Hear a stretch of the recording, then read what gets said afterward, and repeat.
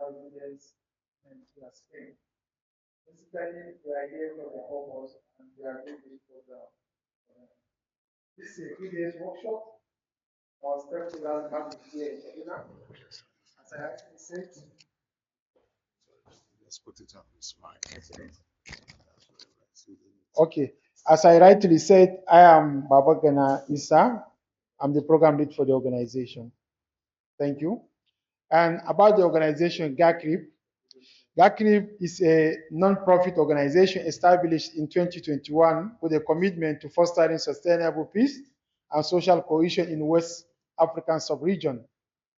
GARCB's primary objective is to promote peace building and social harmony by advancing the localization of transitional justice initiative in societies affected by protracted conflict across West Africa.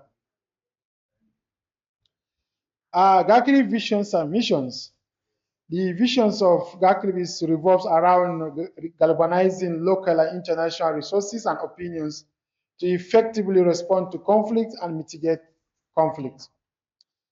And then the mission is to collaborate with West African government and network of civil society organizations, CSOs, community-based organizations, CBOs, faith-based organizations, FBOs, and to develop and advocate for policies in economic, social justice, peace, and security to promote sustainable peace and development. And GARCB strategies and framework is basically around these 5 items. That is capacity building. We build capacity of stakeholders to improve knowledge and skills that will address common challenges of social, economic, and development faced by the people in their communities. The second one is community engagement. We work directly with people affected by the conflict and disaster to find long-term solutions. And then the third one is about partnership. We collaborate with those striving for peace and development to strengthen our collective voice and impact by building and strengthening strategic relationship of trust and to build bridges. Then the fourth one is about our advocacies. We share policies and practices to reduce violence and prevent conflict by better addressing root causes and influencing structural change in favor of peace and development. And then the last one is about our research work. We conduct research and assessment to understand the situations and the context to apply an appropriate methodology, document lessons learned, and recommendations. We implement on these 5 key strategies. And the essence of this our workshop is primary objective is to map relevant actors and stakeholders and local peace platforms and network to facilitate conflict mitigations and promote alternative dispute resolution and build social cohesion here in Kaduna State. And the second one is the outcome of this workshop, in particular, stakeholder views will be utilized into the development of the revised GARCB Suluhu Said Adalci Manual that will fit into the context of conflict reduction and building social cohesion here in Kaduna. And the expected outcome of this our gathering is itemized in these 4 key terms. Participants will have an in-depth understanding of the project and also have a brighter insight on the conflict trends within the context, level of atrocities and human rights violations. Then the second one is participants' skills will be strengthened through the awareness sessions that enhances knowledge on Suluhu approach to transitional justice. And then the third one is participants will build stronger network and collaboration with other relevant stakeholders and institutions through establishment of partnership network for collaborative implementation of community-based dialogue and reconciliation sessions. And then the final one is community stakeholder group or peace network groups will be established to enhance local ownership in the implementation of Suluhu Said Adalci dialogue that will be gender and socially inclusive. Thank you. Any question on this one? Okay, so thank you very much. If there is no question, we expect to have our donors to join us in this session, but due to some other engagement, he is there in Katsina. He couldn't be able to make it to Kaduna. So I think we can skip this one since he hasn't joined us on time. Are we okay with this? Thank you very much. Then I'll take you through the program, that's understanding introduction to the spring program that we were able to implement here. So this project is titled as Promoting Peace Building and Social Cohesion by Advancing Localization of Transitional Justice Initiative in communities affected by armed conflict in Niger and Kaduna State. We're implementing in 2 states this project, and it's starting now. And then the timeline of the start is August to March 2026. Unfortunately, we couldn't make it in August. Now we're starting in September. It's an oversight in program startup. And then our donor, as I rightly said, strengthening peace and resilience in Nigeria, that is SPRING program, supported by FCDO, Foreign Commonwealth Office. About the project, GARCB, with support of SPRING, is implementing an 8-month project in selected communities of Kaduna and Niger State. The project aims at strengthening the capacity of community stakeholders, key actors to mitigate, to manage conflict, to manage local conflict, foster social cohesion, build resilience, and local ownership of community-based dialogue support, alternative dispute, and conflict resolutions, ADR, and reconciliation that prioritize the active participation and inclusion of women and youth. The summary of the project is the project seeks to mitigate the escalating conflict, banditry, kidnappings, and farmer-herder conflict in Niger and Kaduna State through locally led transitional justice initiative. GARCB intends to replicate its proven Sulhu Saida Adalci restorative justice model successfully implemented in the Northeast Nigeria to strengthen local peace structures and build resilience and foster reconciliation. This focus is on empowering women, youth, and marginalized groups to participate in community-based dialogue, healing, and conflict resolution programming.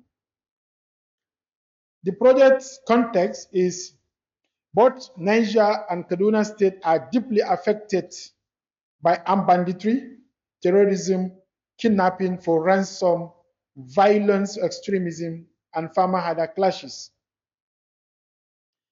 Niger State, recurrent attack by non-state armed group, displaced communities, disrupt livelihoods, and overwhelm local security efforts.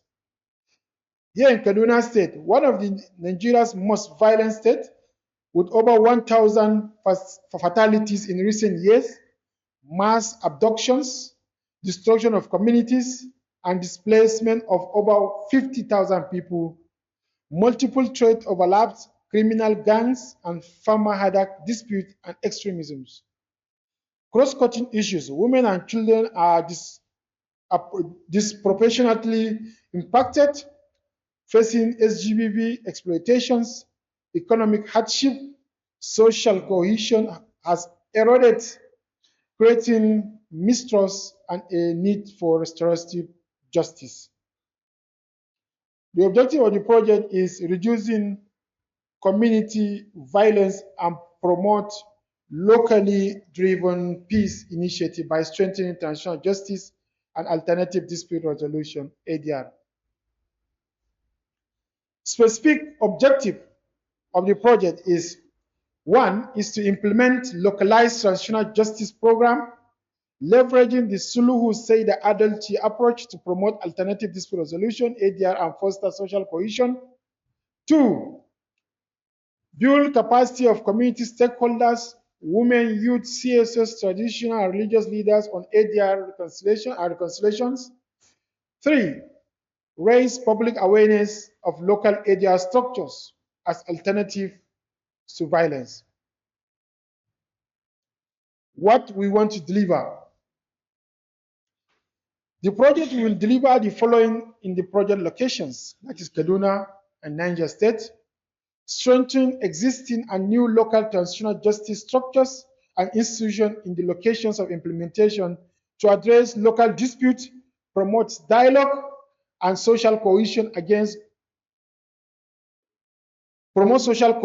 among groups through promotion of ADR system, create awareness of existing local transitional justice and ADR system and structures in the state that individuals and communities can utilize to resolve issues of concern, promote non-kinetic approach to conflict resolution through dialogue and reconciliations.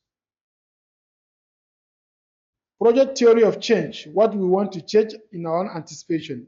If the local transitional justice structures are strengthened and communities are aware of ADR system and pathways, then aggrieved group will have incentive to pursue non-violent resolution, thereby reducing inter and intra-communal conflict and fostering reconciliation. Key activities and approaches of the project. First, mapping stakeholders and existing local peace structures and platform for ADR system. That's why we're here now, the first one. Second is about contextualizing the Sulhu Saida Adalci Transitional Justice Manual for both Niger and Kaduna State and embedding localized ADR systems. Third, capacity building, 4 series of training for up to 400 community stakeholders plus state level workshops. Fourth, media engagement involving 40 weekly radio program, at least 1,500 radio jingles in Hausa, Nupe, Gwari, English, and Fulfulde. Also, training of 20 at least radio producers on conflict-sensitive reportage. Consultative dialogue meetings with interlocutors, government agencies, security actors, traditional and religious leaders. These are our 6 key activities we intend to implement in this project. Also, these are the key project locations. In Kaduna, we'll be working with Birnin Gwari, LGA, Igabi, LGA, and Chukun, LGA. While in the other side of the state, that is Niger, we'll be working in Shiroro, LGA, Rafi, LGA, and Munya, LGA. Project target beneficiaries. Community stakeholders up to 800 women, youth, traditional rulers, religious leaders. Media personnel, 20 to be trained. Broader community via radio program and radio jingles, millions of listeners in that angle. Victims and survivors of SGVV, farmer herders conflict and abductions. Key relevant government ministries, agencies, departments, local CSOs and CBOs. These are our target beneficiaries. Project expected outcome, which includes establishment of at least 2 stakeholder peace platforms and networks, contextualized Sulhu manual, train community interlocutors, that is stakeholders, state level buy-in of the program, train producers on conflict sensitive reporting, radio program for mass sensitizations, peace, consultative dialogue with stakeholders. Our sustainability strategy is all about establishment of community dialogue platform for intergenerational peace building, ownership of the radio content by the local station to ensure continuity of the program, partnership with state ministries, agencies, commissions, traditional institutions, CSOs, institutional legacy through strengthened collaborations and integration into the state structures. Project innovations. Our innovations is aimed at adapting the Sulhu Saida Adalci model from the Northeast proven in Borno and Adamawa and Yobe State. This manual has been implemented in those locations, so which we want to replicate it here. Leveraging on the expertise in transitional justice and peace building program of Northeast Nigeria, and also linking transitional justice with media-driven conflict sensitivity and grassroots ownership. Our monitoring, evaluation, and learning It's about 1 month inception to identify the target communities, pre and post test trainings, assessments, continuous monitoring via an M&E officer with monthly and quarterly reporting of our program, adaptive learning building into the spring framework, and some of the identified or the anticipated risks and mitigations measures are security risks, which we all know, the banditry, kidnapping, robust risk assessment, and local partnership, which we think it can curtail. Financial financial risks, QuickBooks systems, and strict compliance. That's our aims and objective in these mitigation measures. Community trust issues, that is actors mapping, political economy analysis, and inclusive dialogue. We think we can be able to mitigate some of the conflict in this line. And the prospects that we anticipate under this project is the project intends to provide a timely and strategic response to the worsening crisis in both Niger and Kaduna State by localizing transitional justice and embedding ADR mechanisms and system strengthening. Also, and strengthening existing local ADR system through community-driven approach, state government engagement, strategic communication that will help in signifying reducing violence, restore trust, and advance sustainable peace in the Northwest Nigeria. Thank you for listening.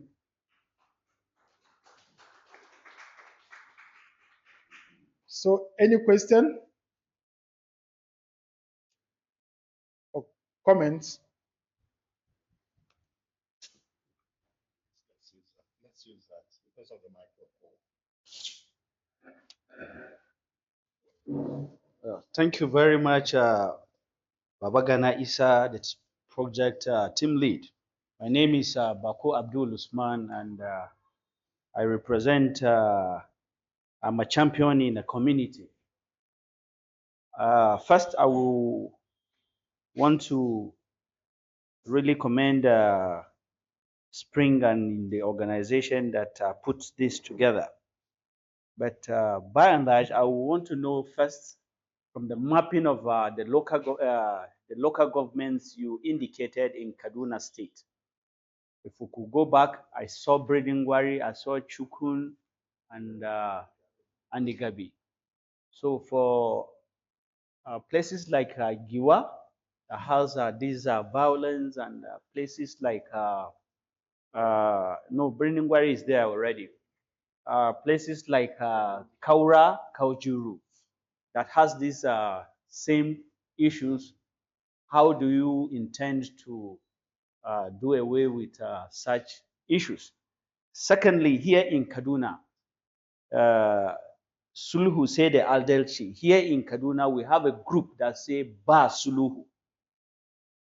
How are you going to embed them into this Suluhu of a thing? Because looking at the participants here present, I don't see any member of such group, because if they are here, it will be very good. But going forward, I can see from it, there's still mapping that will continue. So maybe we'll bring them up to speed to be a part of this. So for now, those are the things, and I think from the beneficiary of this project, they should be part and parcel of it too. Likewise, the farmer herders should be a part of the beneficiary, not we, the NGOs and other clusters as presented by the, the project. Thank you. We really thank you very much for this brilliant question. And we can also say this is something that we are learning from it. And it's our first step. And before now, we have done some of our own need assessments where we are able to identify these key LGS. And it's still subject for more expansions. That's why we are here. Your recommendations are highly welcomed in these our sessions. And we assure you that this is just an 8-month pilot project.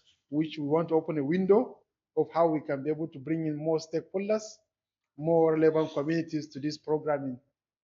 However, our efforts are still ongoing to see how we can be able to maximize our effort of expansion of the program. So the doors are still open, not closed. So as we keep engaging, Professor Sanito will be having some more engagement with you in this time, in this line particularly. Yes, especially for the mapping that you just mentioned. We'll map more locations in the due time.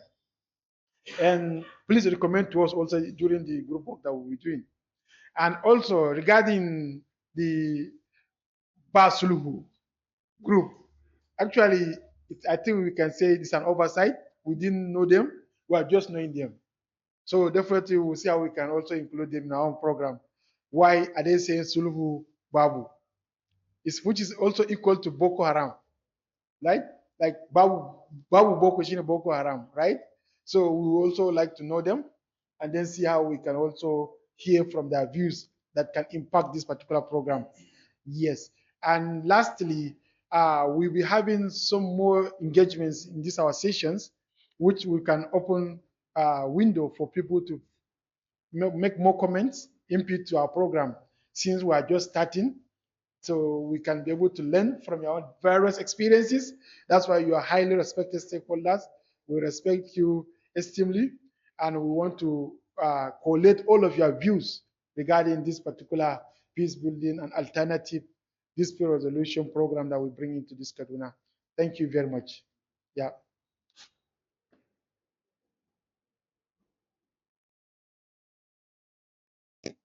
Thank you very much, sir, for the presentation. Good morning once again. Muswa Mukhtar Ashir from YCDI. I just want to have clarity on the Sulhu Seda Adalchi. What does Sulhu Seda Adalchi mean? Is it compensating those affected by kidnappings and banditry? Is it holding to account those who perpetrate these crimes? Or is it having a sit down with the culprits and find a lasting solution, understanding with them? Because I understand peace is peace. The silence we hear, or is peace, does it come with justice? Because you find out that in the past few weeks we've had news of Suluhu with bandits in is it Katsina or Niger, and you see them appear with fully armored and everything. So what is Sulhu Seda Adelchi? I would like to have clarity on that, please. Thank you.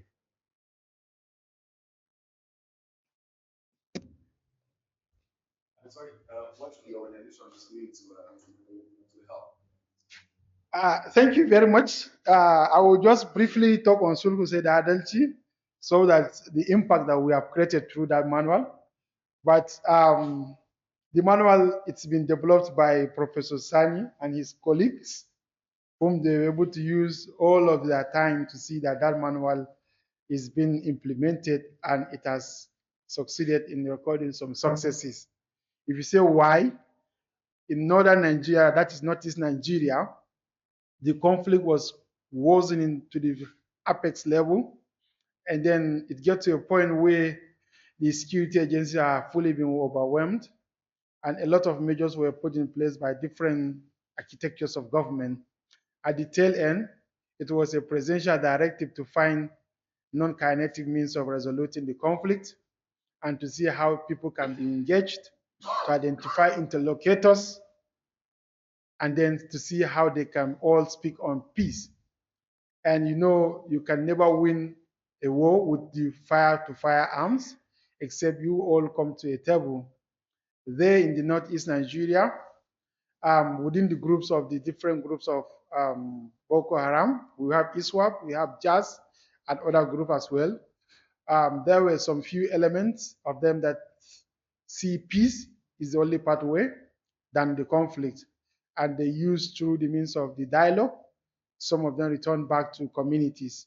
How did they return back to communities? They return back through a government facilitated programs or rehabilitation program to change their mindset, to also make them feel a humble community servant, other than the way they were being brainwashed before now within the crisis. And of course, since community leaders and community members were a bit furious about this, some certain actions of the government, accepting those who are returning from the communities, was to engage people through these alternative dispute resolution mechanisms to discuss with them to also rethink of the peace is more better than keeping people in the bush and keep fighting. And in this aspect, people that were returning from the bush were categorized into um, dangerous and the less dangerous people, who you can say those that have perpetrated violence are being kept under the military custodies to face their own justice, while those that were just being forced into the atrocities or maybe being abducted and being subjected to fight within their people. So these people were also being given the window of forgiveness, and they also did some part of local justice mechanisms. We can say some have contributed in building some structures within communities, just in order for people to see how they can forgive them in their own past atrocities. And also some have done some community drainage works, drainage construction, drainage clearing works, in order for people to see them, they have remorse, they have regretted their past atrocities, and they were being forgiven. Because people also see that these people, if they were not forgiven, they will still return back to the bush and continue fighting. And fighting, if it keeps happening, there is no gain for anybody, and there's no win-win solution to this. So for the purpose of win-win solution, so community members will also be sensitized, dialogue to engage them to understand that accepting these people is more better, and also to also collectively think of how best locally led transitional justice mechanism can solve some of the grievances. So since these people have not killed people, they were just have been abducted and forced into the groups. So now they were being forgiven as a result of some of the key engagement and transitional justice work that they have done in those communities. And this thing happened as a result of the platform of the alternative dispute resolutions that was led by the community leaders, which is a locally led transitional justice mechanism, because community members have to look into how they will think, how they will forgive these people. It is up to them to decide in their own platforms to see how they can forgive them. Because even before some of them are being reintegrated into the communities, they were being engaged, the leaders on this in that community, to understand that these people are coming. Do you think you will accept them? Yes, we'll accept them based on these conditions.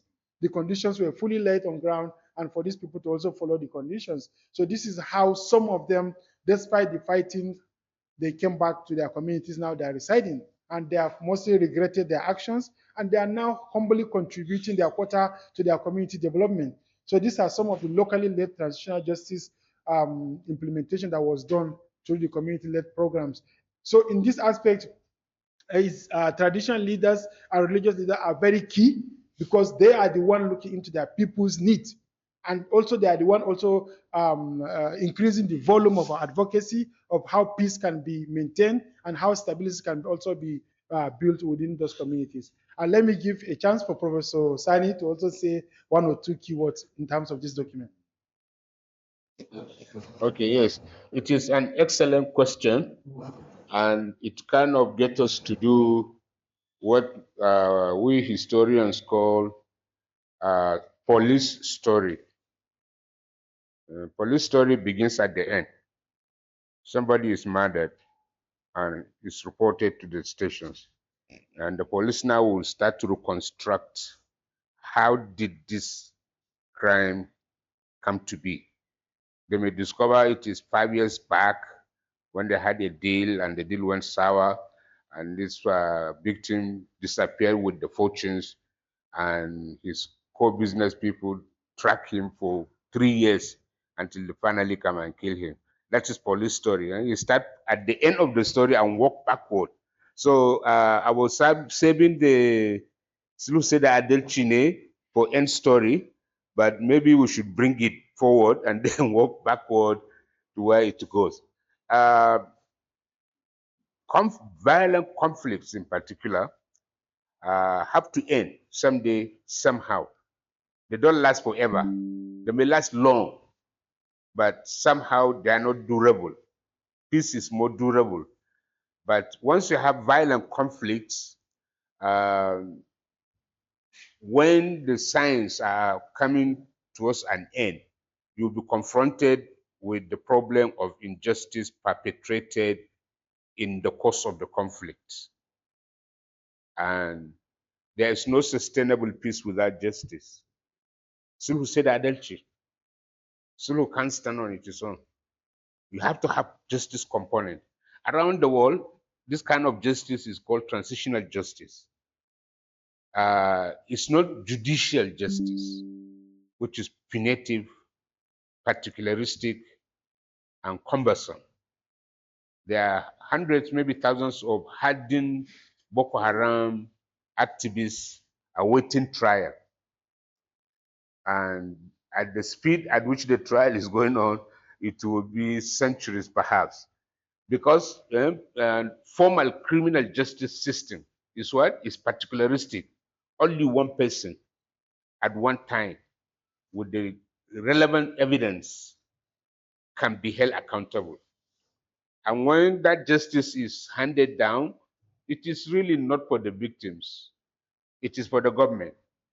The state, the authority of the state had been asserted, and the consequences of those will be imprisonment, perhaps even execution. What do the victims gain out of that kind of justice? Precious little, isn't it? So, the justice needed at the end of communal violent conflicts cannot be formal criminal justice. It has to be what is widely called transitional justice. It has to be what is called what? Transitional justice. Justice has several meanings. Just desert, punishing the culprit is one sense of justice. Redistribution of resources is justice. We call that social justice. Um, Restoration of what was lost is a form of justice. If you destroy my property, you will be compelled to rebuild it. That is justice. Um, Giving individuals or communities what they truly deserve is justice. So Sulu said that adultery is such a very rich Hausa expression that we use it for the programs we develop. Sulhu said that adultery is a sequel, is a follow-up to Sulhu al-Heri. The Sulhu al-Heri is community campaign to embrace Sulhu. Why? Because it is al-Heri. And Hausa word al-Heri is rich, is packed with meaning. It's a very rich word. It means so many things. And Sulhu is al-Heri. That's like all you are looking for is al-Heri. And why would anybody want to reject al-Heri? When we started the program, when the parent center of GAP, which is CDD, recruited me back in 2016, 2015 and 16 to start thinking about transitional justice for the Northeast. And so it took me 2 years to do the basic research and produce a manual that would train community leaders and activists on how to do transitional justice. So in 2017, when you go to Borno and tell people there must be justice with Boko Haram, they will think you are crazy. Not only that, you are rude. And in fact, it is better if you go out of town. We don't want to hear that conversation. But community campaign and persistence for about 5-6 years down the road led to the realization, yes, some justice is necessary as a component of ending the conflict. And it cannot be the former criminal justice system for so many reasons.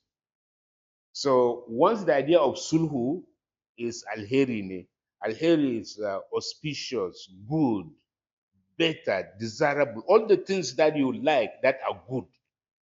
Sulhu gives you those things.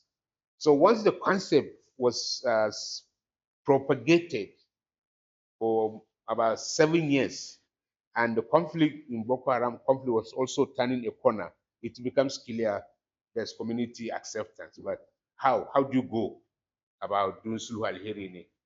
So sequel to that is Sulhu Seda Adelchi. Sulhu Seda Adelchi. So this is the background. This is the package that I carry with me. It's a burden I carry with me because I haven't studied Kaduna conflict in great depth. In great depth. Uh, why the center contracted me to serve as a consultant because of the research I have published uh, for many years about violent extremism, especially violent extremism similar to that of Boko Haram, which like claim to represent Islamic religion. So what are the Islamic argument against Boko Haram? Ne? What are the Islamic argument for Boko Halal? Boko Halal ne? That was the research I was doing. It wasn't tied to activism. I'm a scholar. All my years I've been a teacher and a publisher. I write books, I teach, and that's all I do. I used not to participate in community, but they fished me out and consulted me. I said, why not? And I think in Meduguri now, Sulhu said Adelchine is significantly underway. It's happening. We just finished training a cohort of community activists who will convene the process and the platforms in local communities to engage in the conversation about what justice is possible under the circumstances when the evidence is destroyed, when the culprit is dead, when uh, the resources to even make compensation are not available. Yet you can't proceed without justice. Just to say the adultery. Justice doleni, but which kind of justice? That's the only question.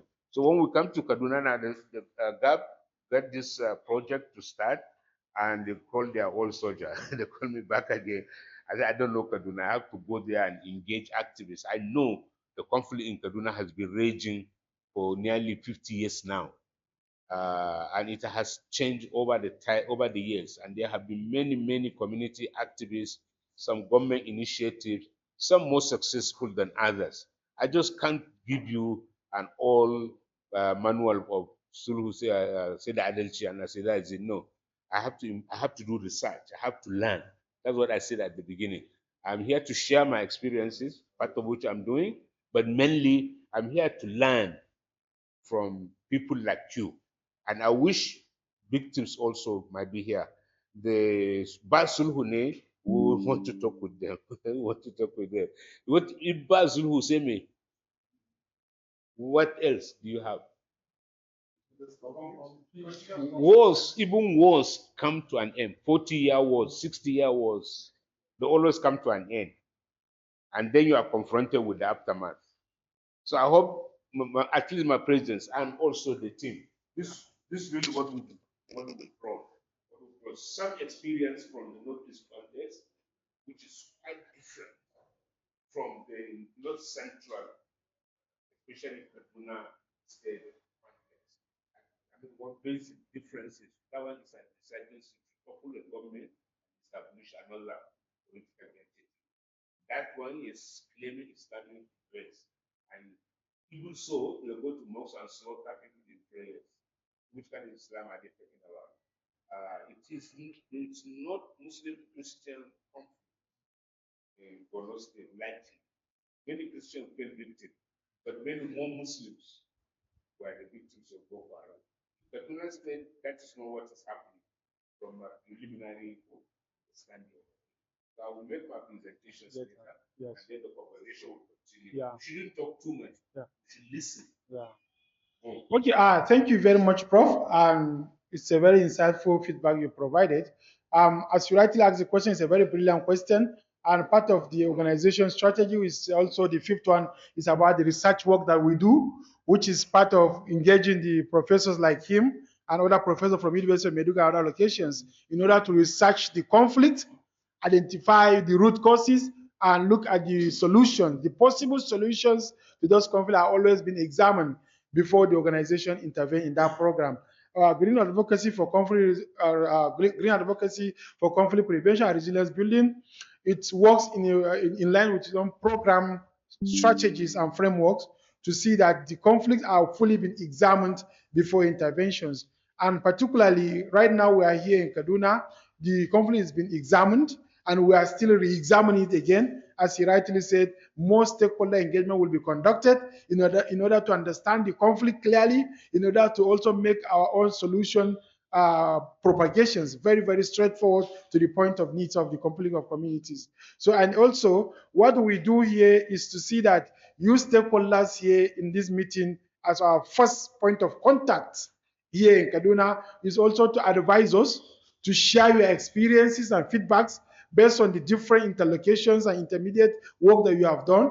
And then your experience will help us to rebuild this particular organization strategy of implementations, and then we can make our impact much more better than the one we make in Northeast Nigeria. So thank you very much. Do you have any question?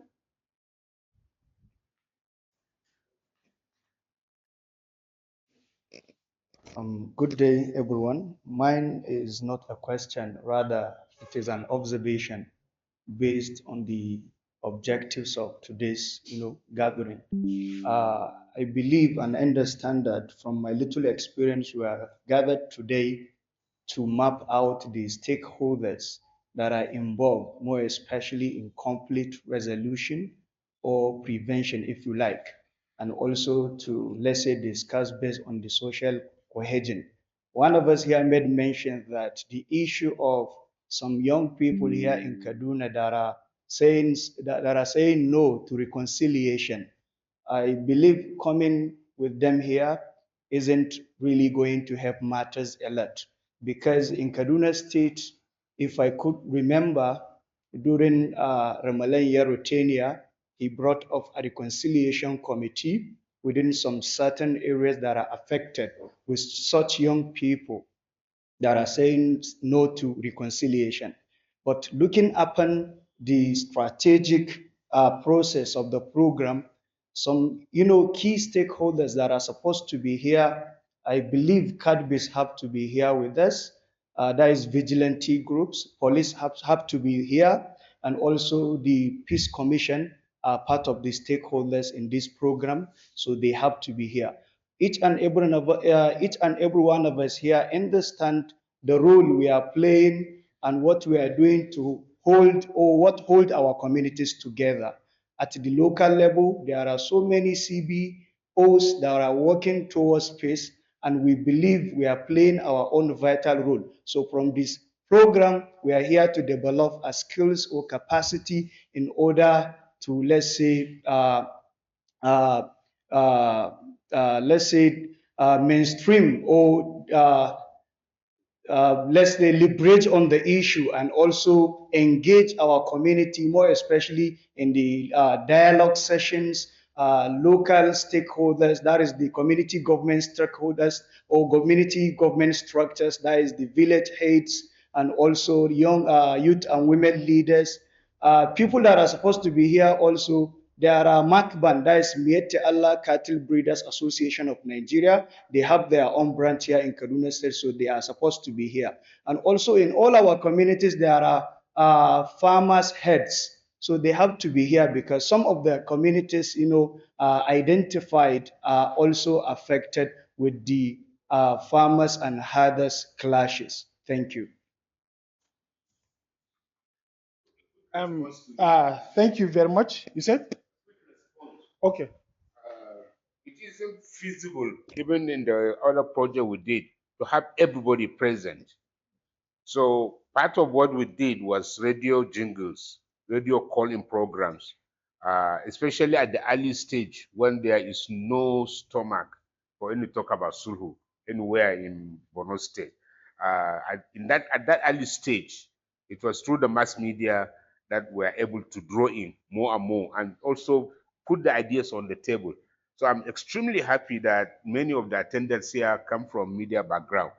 And also, before we did the brief introduction, I wasn't sure if all the critical players that we submitted information to, all the major players in the state government, we were waiting for them for more than 45 minutes. They didn't come. So I was worried about that. But I realized now in the process of the introduction, there are many people representing a number of governmental agencies, and equally important, people representing media houses. And of course, you are very good selves, all of you presenting the force for peace in Kaduna, the likely ambassadors of Sulhu, if when the time comes. If the Babu Sulhu, no problem, we'll talk with them.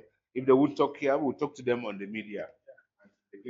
Okay, in addition, thank you very much for that question. As organization, we're always looking into learning, adding more people to our own programmings. Interlocutors, influencers are fully relevant. Cattle Breeders Association that you just mentioned, I think we invited the livestock agency of the Kaduna, whom we leverage that they have the network of all other uh, cattle breeders under that livestock agency. So it's an authority down there at Malali. I think we met them and they were here, I think. So yes, he's here. So definitely we are still building. And this your feedback is quite relevant as we engage into the group work. You may also put in because we are still opening more windows of expansion of our programming. And we're happy to keep learning from each and every feedbacks and experience being shared to us. So, and then from this particular gathering, you understand that we're able to do a lot of mobilizations, both from the government angle and CSOs and CBOs to be part of this program. And see, the security agency you just mentioned, they will be invited in our subsequent engagement. And you know, this is just the starting point. Yes, the rest assured that there will be more engagement in the rest of the time that will be coming. And you know, at the end of the day, we'll be creating platforms that will connect all of us together so that we can keep on engaging and share views so that we can build the program forward. Thank you. Any question behind? Yeah.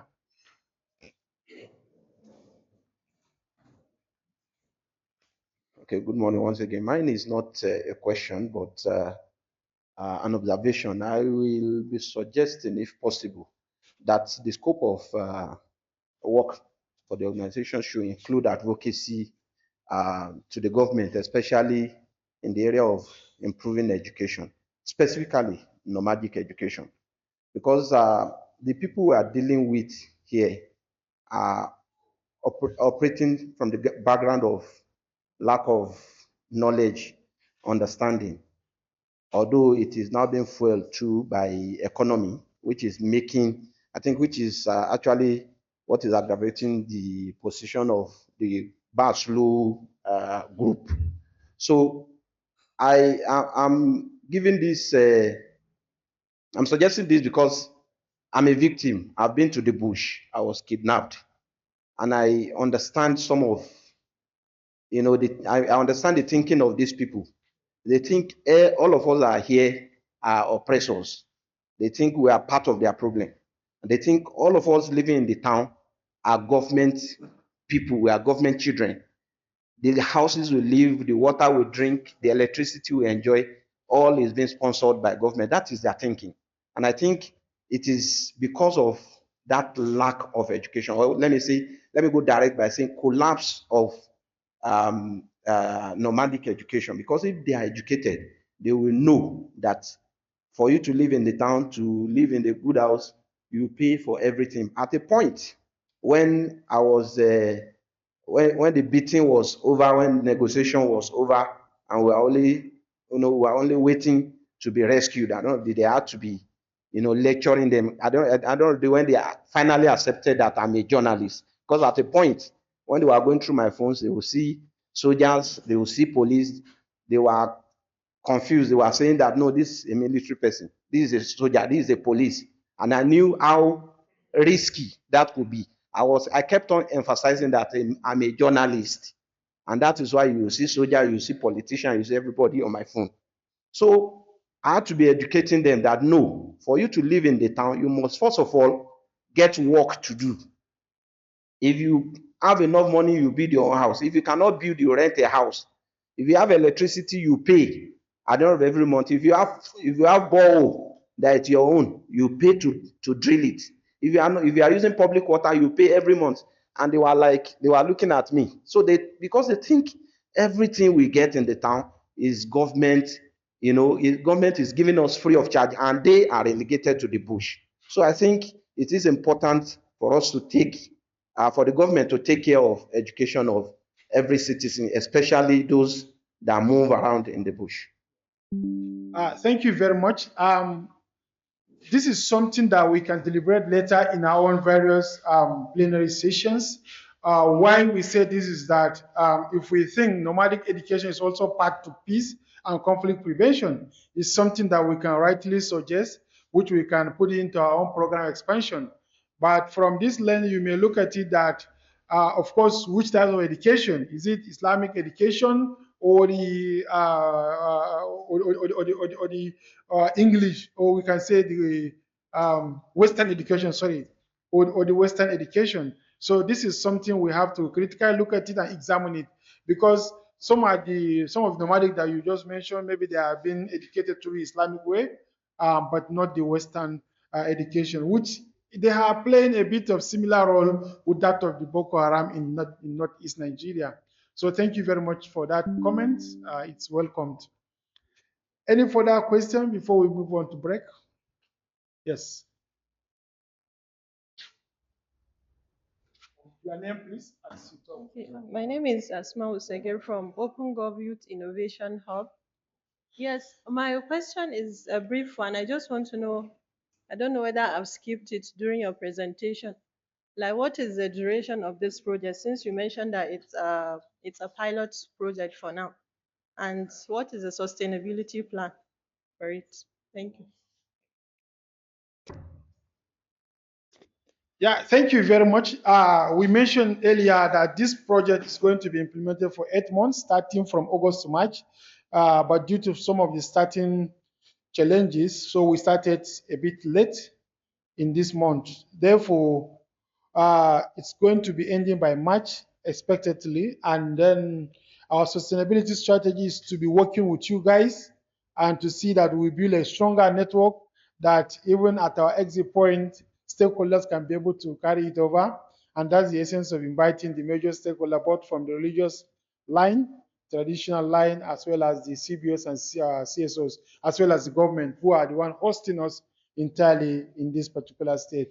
So we have effectively planned for our own exit strategy as well. And we also have our own plans for continuity of the program.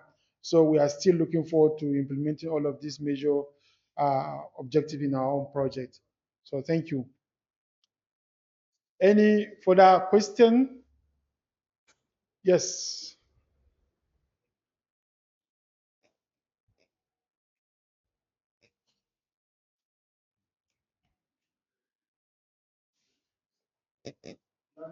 Mohammed Njuma Osman is my name.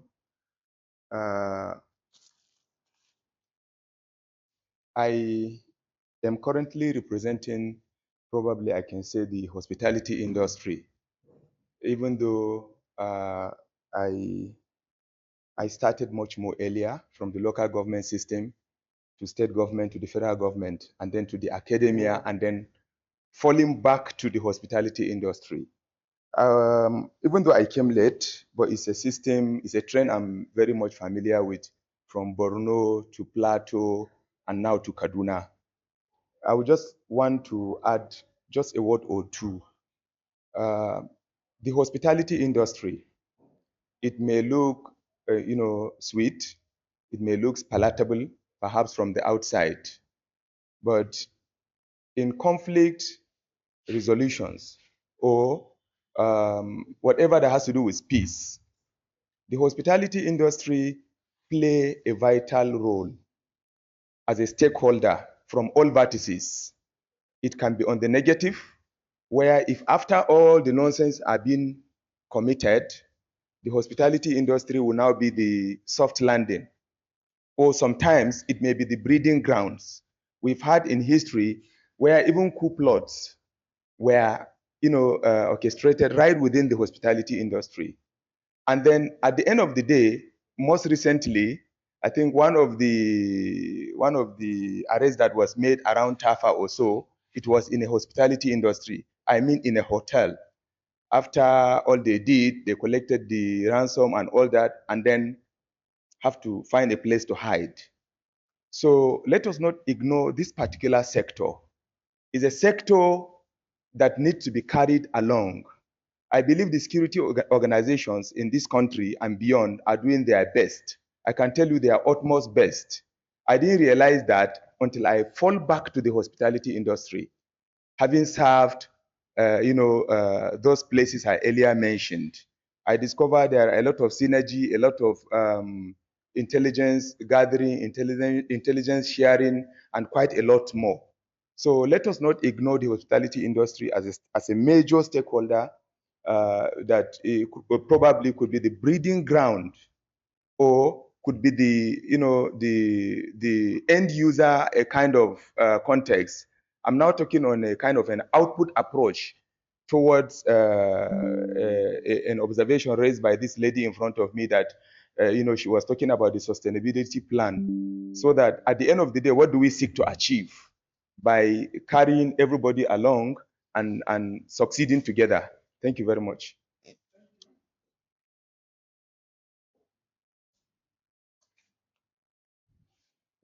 I think this is also an additional point. Hospitality, I think, relating to hotels and any way that people can be able to breathe, hide, take some measures of criminalities. I think he's coming in the right directions because sometimes ransom monies are also being managed at hotels and being transported. Also, sometimes even weapons are also being managed within hotels and several hospitality centers in order to take out transactions, or we can say criminalities. So, of course, your input in this line too, it could also help in terms of building the peace that we are looking out for, prevention of conflict that we are also talking about. So it's an innovative line which we have not overlooked in terms of identifying peace interlocutors. Certainly, these are also relevant stakeholders in this forum. Thank you very much.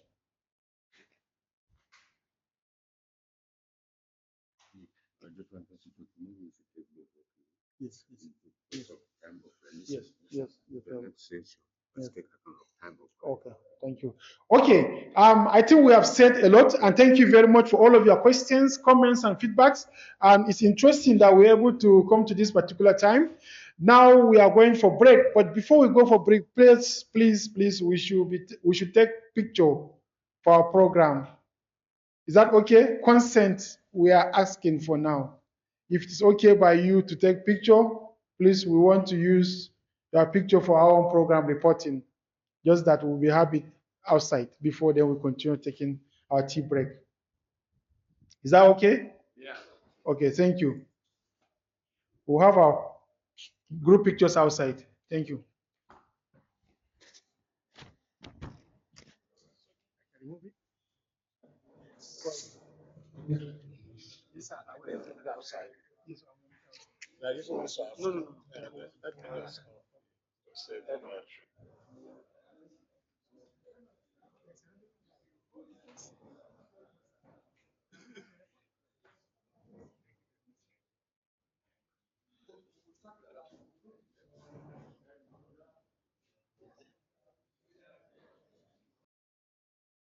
Bring it closer. Okay. So, okay, are we ready to start? Yes, you can add your volume. Okay, now. Sai na zan ƙara volume ɗin. Assalamu alaikum. Okay, to ka duba. Yan uwa, assalamu alaikum. Wannan abin yana magana na isa ku? Hello. Yes. Yawa, is clear yanzu ba? To, ainihin abin da su mutanen santa suka umarce ni na yi shine in zo in saurari mutane da suke already suna da sahun gaba wajen neman kawo zaman lafiya a jihar Kaduna. Fahimci abubuwan da suke yi an sai in ga kuma ta ina ne za mu iya ba da wata gudunmawa a tsakanin ƙoƙarin da kuke yi already.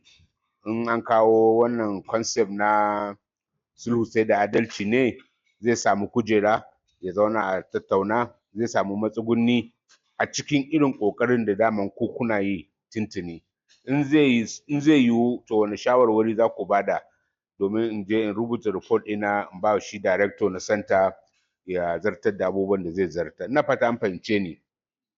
So shi ainihin presentation ɗin da na shirya ɗin, director ɗin ya bani topics da ya umarce ni na yi wani jawabi a kansu. Zan ɗan yi a gurguje.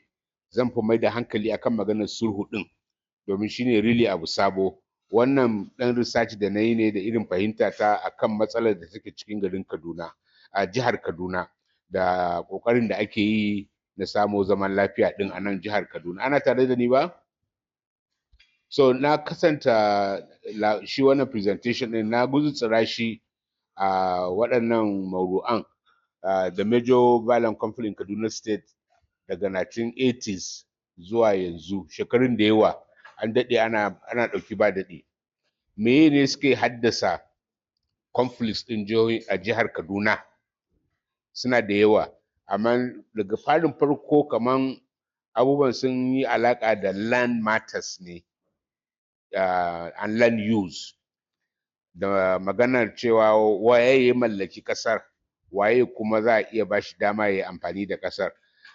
Kamar da ya faru a kudancin Kaduna mafi yawanci, bisa ga misali ibin gun da za a ajiye kasuwa ya zama matsala, ya zama ga inda kasuwar take ana ciniki a gurin, aka zo aka ce za a ɗauke kasuwa a maida ta wani guri, ya zama matsala. Amma ainihin matsalar shine ƙaruwar al'umma, population growth, da kuma buƙatar land and land uses, da musamman da za a yi noma, da kuma waye ya mallaki ƙasa.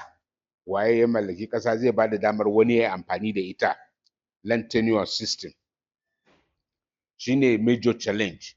Sannan waɗanne irin amfani ne za a yi da su ita ƙasa ɗin, kiwo ne ko noma ko gine-gine? Waɗannan su ne ginshiƙin matsalar da suka fara faruwa. Amma da aka yi faɗan farko na kasuwar birnin gwari ne, no birnin gwari, na magani, kasuwar magani, daga wannan lokacin sai dynamics ɗin, inda abubuwan suke karo da juna, shine dynamics, sai ya fara canjawa. Matsalar farko kaman economic issue ne, land use and population growth and more need for lands and different use for the lands. Now sai kuma identity ya zo ya shiga cikin matsalar, sai ya zama matsala ce ba tsakanin mutane da suke neman ƙasa ba, irin addininsu da yarensu da al'ummarsu ba shine ake conflict a kai ba, ana conflict ne akan samun amfani da za a yi da ƙasa. So bayan wannan sai kuma attitude, identity, kai waye kai, that is addini, harshe, ƙabila, sai suka zama suna cikin matsalar. Sai kuma aka fara samun narratives, labarai, wato da ake fahimtar matsalar. Ai matsalar ainihin ta 'yan ƙasa ce da baƙi, indigenous and settler. Wannan matsalar tana da ban al'ajabi. Me yasa? Saboda ƙasa ba mallakin 'yan ƙasa ba ne. Ƙasa a Najeriya mallakin gwamnatin tarayya ne. Kowa yake amfani da ƙasa, gwamnatin tarayya ce ta ba shi aro. Aron ma ba a barwa dindindin, ana ba da aron ne na shekara 99, kuma za ka rinka biyan harajin ƙasa. And kowane rana gwamnati take buƙatar wannan ƙasar za ta iya soke damar da ta baka ta karɓi ƙasar ta baya. So a ce wai 'yan ƙasa ne suka mallaki ƙasa, kuma baƙi da suka zo ba su da haƙƙi da za su samu ƙasa, tana karo da dokar ƙasa ta constitution, wanda ta ba wa gwamnatin tarayya mallakin ƙasa a duk faɗin Najeriya. To da wannan canja sai ya zama addini, zama an kawo matsalar addini a ciki. To da aka sa matsalar addini a cikin rikicin, faɗace-faɗace da suka biyo baya sai suka yi zafi, suka zama intractable. An kasa kano kan zaren da za a warware once and for all, kowa ya huta. Amma wannan bai hana peaceful resolution of conflict ba, wanda yawancin ku anan abin da kuke yi kenan. Gwamnati ta shiga, ta iyakacin ƙoƙarinta. Jami'an tsaro sun shiga, sun iyakacin ƙoƙarinsu. su local mutane communities ɗin da abin ya shafe su sun yi ƙoƙarin su, sannan sun samu jarumai a cikin al'umma wanda ina ganin dukan ku anan irin waɗannan jaruman ne da kuka sadaukar da kai dan ba wani moriyar abu da ku za ku samu ba, amma dan a samu zaman lafiya dan shine yafi wa kowa alheri. So da aka shiga wannan magana interactability din an yi ta matakai da yawa, bisa ga misali wani a cikin labaran da ake narrative da ake akwai danniya ta siyasa, waɗansu al'umma suna ganin an yi marginalizing nasu, an ƙi a ba su haƙƙinsu na siyasa, an ƙi a martaba su. To wannan complaint ɗin gwamnati ta yi addressing nashi, an ƙirƙiro sarakunan gargajiya da yawa a waɗannan jihohin, maimakon da suna ƙarƙashin masarautar Zazzau, yanzu yawancinsu sun samu sarautarsu, an ba su tuta, an ba su rawani, nan dan a rage waɗannan matsalar. So an yi peaceful resolution of conflict, an yi da yawa a Kaduna, ana kan yi ba daina ba, amma kusan kowa ya kwana a Kaduna, musamman wanda suke anan suke rayuwa, suna da tsoron watakila wannan matsalar ba a gane ba ta kare ba, ta iya sake barkewa kowace rana. Shine intractable, an kasa gano kan zaren, ta ina za a samu kan zaren. So peacemaking and peace building, peace baya faruwa da kan shaka kawai. International relations a tsakanin al'umma, in an samu matsalar conflict, violent conflict, an yi yaƙi bisa ga misali, matakin dawo da zaman lafiya mataki uku ne. A yi peace ɗin, a yi yarjejeniya, a yada makamai, peacemaking kenan. A yi yarjejeniya, a yada makamai. So in aka yi peace deal ɗin nan, then ana buƙatan a gina peace ɗin, that is peace building. But kafin a je peace building ma, in aka yi making peace, sai an yi peacekeeping. Wannan sa hannun da aka yi aka dakatar da faɗa, aka yasar da makamai, ana so a dawwamar da shi. So da yawa ana gayyatar waɗanda ba sa cikin conflict ɗin, kamar United Nations, su kawo sojoji don a tabbatar da peace ɗin da aka yi ya kankama. Shine ake ce mishi peacekeeping, shine mataki na biyu. Mataki na uku shine a gina peace ɗin. Wannan metaphor na building, gini, yana da ma'ana da yawa. In ka duba inda ake yin gini, abubuwan da yawa, daga architect ne ko daga land survey ne za a fara, sannan a samo mason, sannan a samo injiniyoyi da yawa, sannan a samo hukuma da ba da guideline da abubuwan da an yarda a yi da wanda ba a yarda da a yi ba. Gini, an fahimci ma'anar peace building, it's like kake gina gida, haka peace yake buƙatan a gina shi. Bayan an yi shi, that is an yada makamai, an karɓi zaman lafiya, an yadda. To daga nan sai me? Sai a ci gaba da gina shi peace ɗin nan. Shi peace ɗin baya ginuwa da kanshi, ba kamar bishiya bane, in ka ɗan dasa shi sai ka tafi kawai, in an yi ruwan sama za ta tashi. Peace yana kamar jariri ne, yana buƙatan a kula da shi har ya zama saurayi, har ya kai cikakken mutum, a ci moriyarsa.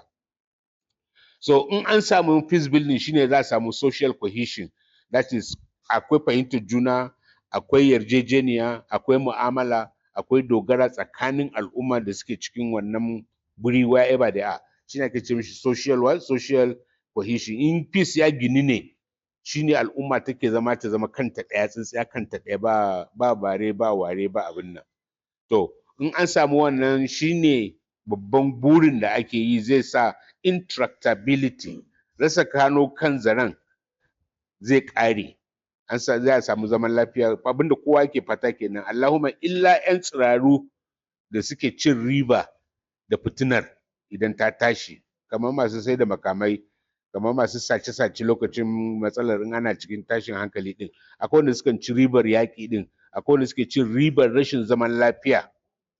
Su ne kawai ba za su so zaman lafiya ba, amma idan zaman lafiya ya ginu da kyau, architect ya masa zane mai kyau, engineer sun ba da supporting construction, da pillar da za a yi, da komai ya ginu, waɗannan kasuwar su za ta faɗi.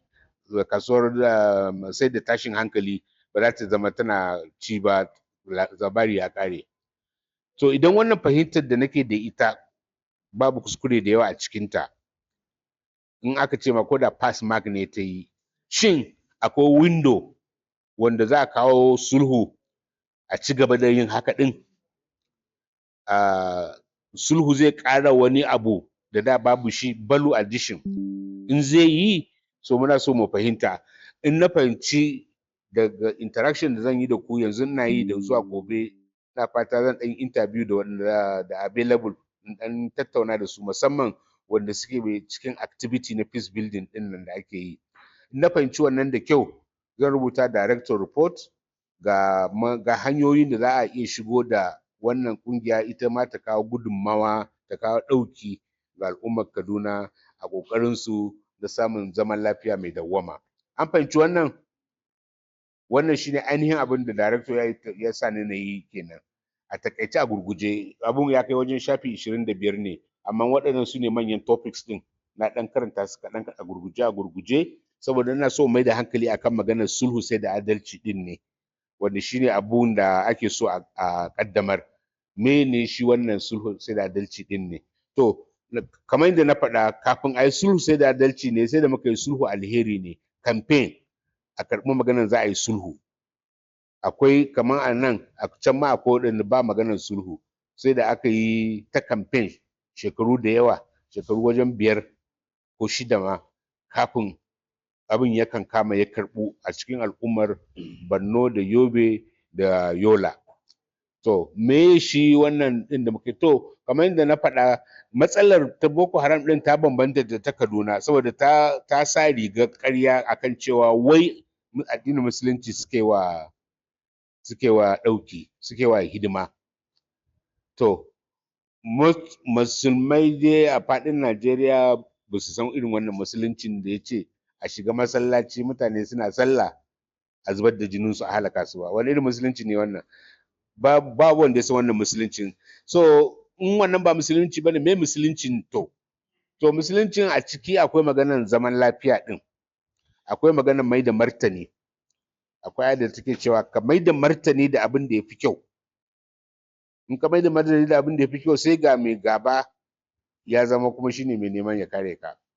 Idfa billati hiya ahsan wa iza allazi bainaka wa bainahu adawatun ka'annahu waliyyun hamim. Mai da martani da abin da ya fi kyau, sai ya mai da mai gaba ya zama shine mai kariya. Wannan shine secret ɗin. An fahimci muhimmancin zaman lafiya ɗin, shine ginshiƙin farko da muka gina campaign na wayar da kan al'umma cewa sulhu alheri ne. Saboda in ka bi sulhu ɗin, shine mai da martani mafi kyau, wanda shi abokin gaban shi kansa zai zama ya rusuna. Wannan shine ginshiƙi na farko. An ta campaign ɗin, kuma shi sulhu ɗin ayoyin da yawa da suka ce a yi sulhu. In an yi al'umma biyu suka yi yaƙi, a yi sulhu tsakaninsu. Wani ɗaifata na minal mu'minina ya iqtatalu fa aslihu bainahuma. Mata da miji ma an suka yi, a yi musu sulhu. Sulhu ɗin yana da yawa, kuma a cikin sulhu ɗin ya dawo da kalmar kyautatawa ɗin, idfa billati hiya ahsan, alhasana, aiki mai kyau, ba kyau na gani ba, jamal kenan, kyau na gani da ido, a larabci shine ake ce mishi jamal. Amma hasan, kyau ne na ma'ana, halaye masu kyau, ba abu ne da za ka gani ba. So da sulhu da ihsan ɗin suna tafiya tare. An fahimci ni da kyau? So da aka samu karɓuwar wannan campaign ɗin da aka yi na sulhu sai da adalci, sai muka biyo baya da sulhu sai da adalci. Sulhu sai da adalci, kamar yadda na faɗa ɗazu, shine waɗanda aka zalunce su ba san hawa ba, ba san sauka ba, an kashe musu dangi, an lalata musu dukiya, an galabatar da rayuwarsu, an tilasta musu jinya mai shegen tsada, kuma ba ranar da za su koma kamar yadda suke da. Waɗanda aka zalunce su suna nan a cikin al'umma da ransu da lafiyarsu. Ta yaya za a yi sulhu da waɗanda suka yi wannan ta'addan? In aka ce sulhu ya bambanta da maganan, za ga kamar ya bambanta da adalci. Me yasa sulhu ya kama da daban da adalci?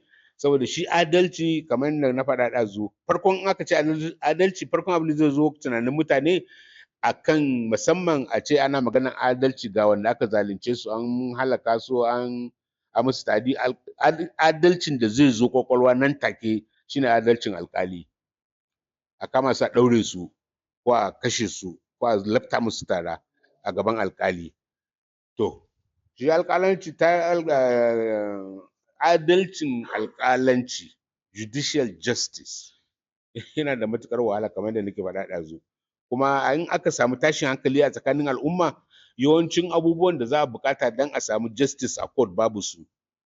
Masu ta'adin wasu sun mutu, shaida babu, evidence an yi destroying, so in an kai case it will be dismissed. In ma ba dismissing ba za a shekara nawa ana yi, in ma an gama shari'ar mai birtin ya samu ba wani abu da yawa da ya samu. An fahimci wannan? Kamar da na faɗa ɗazu ina maimaitawa.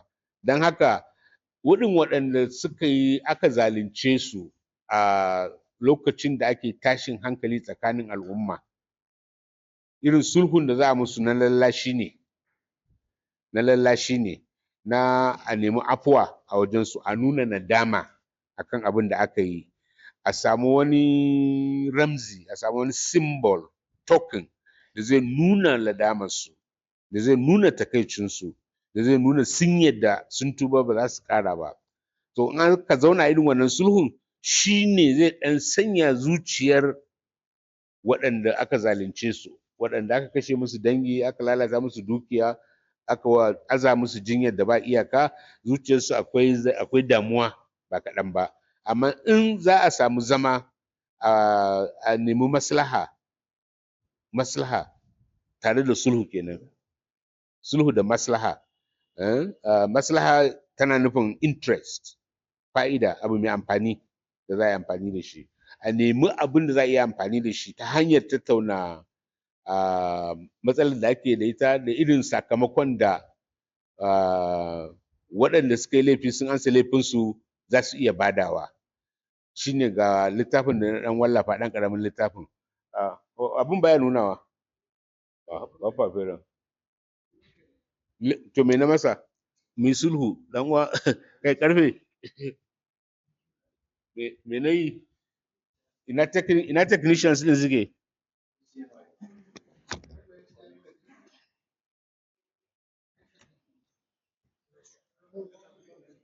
Yes, that's what I'm trying to do. That's what I'm trying to do. That's what I'm trying to do. I've done. Akwai yana buƙatar a yi sulhu. Sulhu sai da adalci. A gurgun turanci, reconciliation requires justice.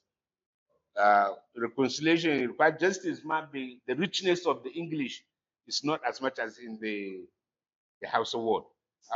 The critical word say that, without. You cannot do without. Sulhu sai da adalci. You cannot have sulhu if there is no justice. So this wannan ɗan littafin peji nawa ne ma, ko ya kai 50, ba wai littafin da za a zauna a karanta ba ne. Littafin da community activists za su yi amfani da shi ne. It's a manual. Ya za a fara tattaunawa, how do you conduct a session that will facilitate acceptance of the idea that sulhu shine mafita. Sannan an karɓi idea ɗin, sai a nemi kuma procedures. What steps do you have to take? What needs to happen a sulhu ɗin? Ba haka kawai da baki ake faɗan a ce an samu sulhun ba. Wannan ba zai bada adalcin da ake bukata ba. Adalcin a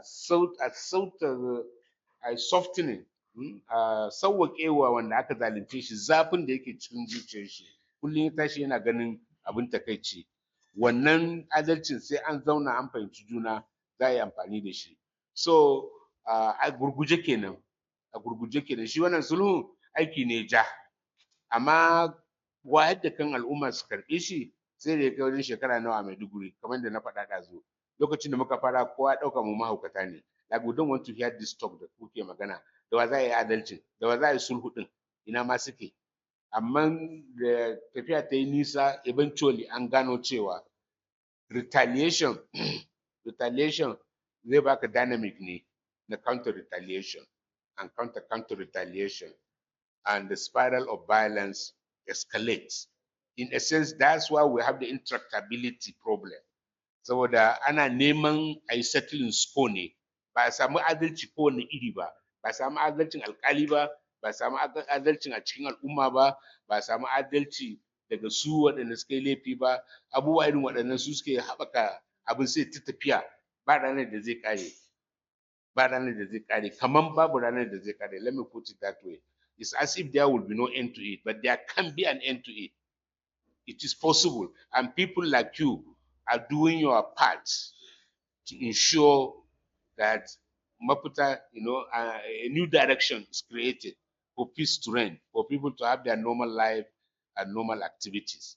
And ana zaman lafiya da za a iya yi ma a yanzu, duk da cewa an samu matsaloli da yawa, duk da cewa akwai masu cewa babu sulhu. Yes, babu a yanzu, amma wannan ba na nufin ba za a sake yi ba, ba za a iya kawo shi ba. A takaice a gurguje, daga nan zan sa aya sai in buɗe littafi na ɗauki notes in hiya in ji abubuwan da za ku faɗa game da wannan presentation da na yi a gurguje. So, ina wa zai moderating? Ko na yi kawai ne moderating? The floor is open for comments, questions, observations. I spoke mostly in Hausa, presuming everybody understands Hausa here. And in the narrative of conflict, that's one of the problems. The Hausa people and the Hausa language, they don't care about the other person. They think they're the only ones. If it is not clear what I said in Hausa, I'm willing to recap it quickly. Yes, sir. Why came on the timekeeping? Babu. Okay, I just want to ask, in the whole of this, Sulu, where do we put the middlemen between the victims and the perpetrators? Because I was giving background of my own experience the other time.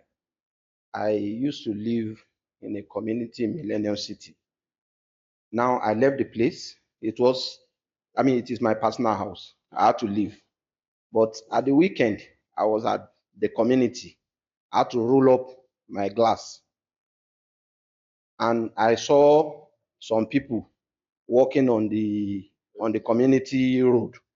I saw people that ordinarily I would have stopped to greet, but I also noticed people who, in my own thinking, are responsible for the reason I was kidnapped. And because of that, I didn't wind up to greet anybody. And I know some of them knew that, okay, this is Abdul Gafar going in that car. So it means as a Muslim, I've forgiven, but the pain is still there because I have a house. I cannot live there. I live in a rented apartment, paying higher for lesser quality of my own house. So where do we place the people who are informants in the whole of this?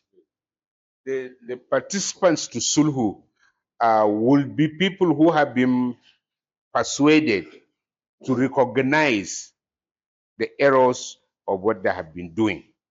If they are still combatant, if they are still in the mood of fighting, or if they are still not yet in realization of having done something wrong, they are not ripe for Sulhu process.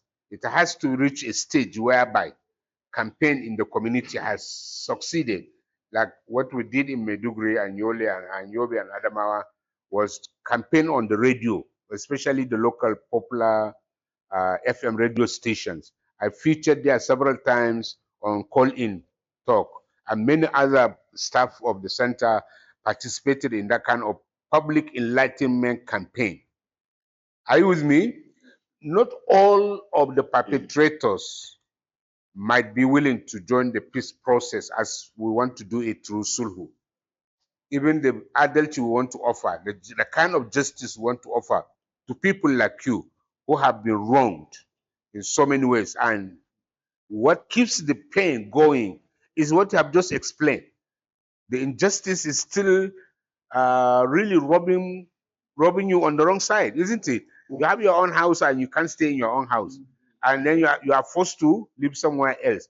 People who have been wronged, people who have been violated in any number of ways will not be prepared for peace, so to say, unless some kind of justice has addressed their grievances.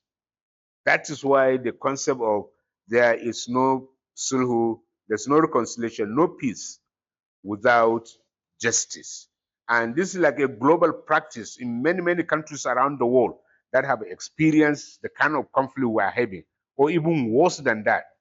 The only way they could provide a semblance of justice that pacifies the people who have been wronged unfairly is what is called in English transitional justice.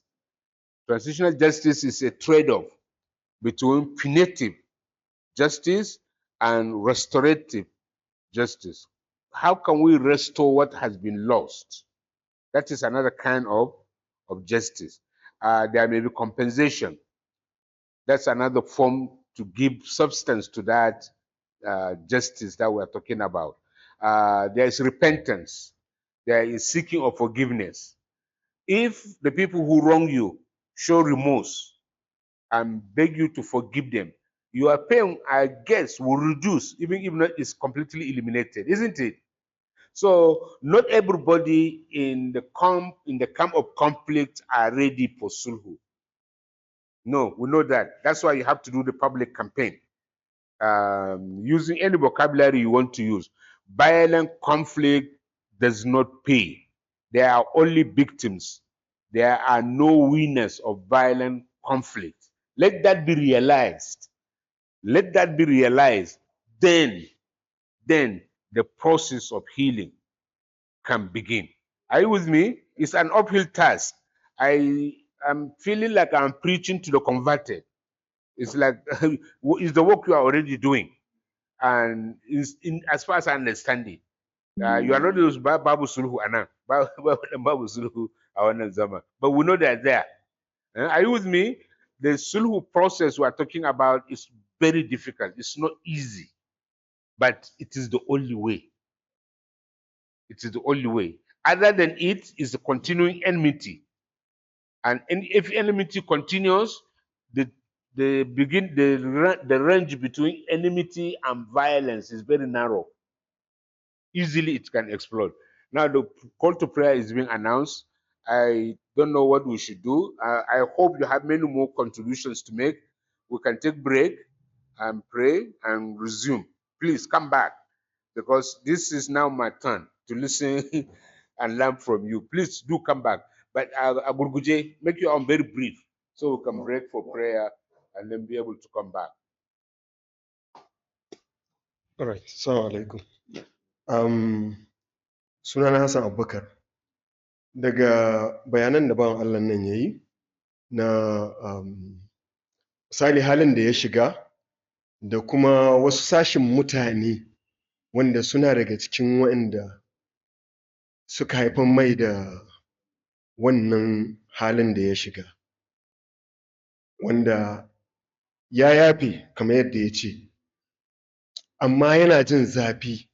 To abinda ni na lura ko muke yawan lura shine, shi sulhun idan aka tashi yi tsakanin mutane biyu kawai ake yi, ba a sa na ukun nan, ma'ana wannan informant ɗin da suke ba da wannan abin nan. Yanzu kamar in his own case, ƙila wa'annan wanda suka yi farmake suka kai shi wajen nan, ƙila wasunsu sun fito da su aka yi sulhu, da sauran, saboda su ne fuskokinsu ya fi bayyana, ko kuma su aka fi alakanta abin da shi, ba a kallon wannan na tsakiya. To yanzu abin da nake kallo misali, in abin da ya kamata a ƙara mana da in ana so a samu adalci a sulhun nan, shine ya zamanto wa'annan wanda suke ba da sirrin ake zo ana ɗaukan al'umma, to ya zamanto akwai su ma role ɗin da za su rika playing a wajen sulhu, ya zamanto muna ganin fuskokinsu ko kuma muna jin jawabansu na su ma neman yafiyan nan domin samun sauƙi a zuciya. Kamar asaran da ya yi, ai ba zai maidu ba, daga ciki akwai asarar lafiyan shi da ya yi, ba zai maidu ba, saboda ai time to time akwai abin da zai rika zuwa ma, in dai ka passing through wannan abun, akwai lokacin da haka kawai zaka ji abu ya zo maka, kaga kayi asara, ba za ka iya yafe ma wannan mutumin ba idan ba abin nan. So da haka ni nawa. Yes, very, very, very valid point. I've taken note of it. The range of actors in the problem and the necessity to bring them into the process if sulhu were to be successful. Uh, the, the violence is not the conflict that is the problem. So there I'm going with conflict. Conflict is normal. We have to have conflict because we are not the same. Husband and wife conflict all the time. It is the violence that makes the conflict problematic. Are you with me? It is resort to violence. So the key problem is the violence. That is problem. Conflict in itself is not really a problem. Nor can we eliminate it. It's like normal process of life that there will be conflict. But most civilized societies sun samu mechanism, sun samu abubuwa hanyoyi da ake warware conflict a cikin al'umma. Muna da shi tun ma kafin mana mulkin mallaka. Akwai community justice system, akwai shari'a in the Muslim communities of Nigeria, akwai shari'a, akwai kotun shari'a, akwai alkalai, akwai tudun alkalanci in ka je yawancin capital na kasar Hausa. A kabilin da suke ba musulmai ba suna da traditional mechanism na warware matsalar su. It is the violence that is the problem. So the problem of the violence is like you break a glass. You break a glass, it fell on the ground and shattered into pieces. Can you put it back together? All of it. You can put it back together, but can you put all of it back together? Maybe not, maybe yes. So yes, there are a range of problems to address if you are going into the sulhu process. One of which is to make sure that all of the parties to the violent conflict are properly drawn into the process that may provide relief, if not full restoration, to the victim of their violence. Okay, I hope this makes sense. Can we take the break now? Or we'll take one more quick question? Or we'll take the break, come back and spend the rest of the afternoon on this? Hmm? What time is it? Okay, you can answer one more question. Okay. Let me get you the speaker.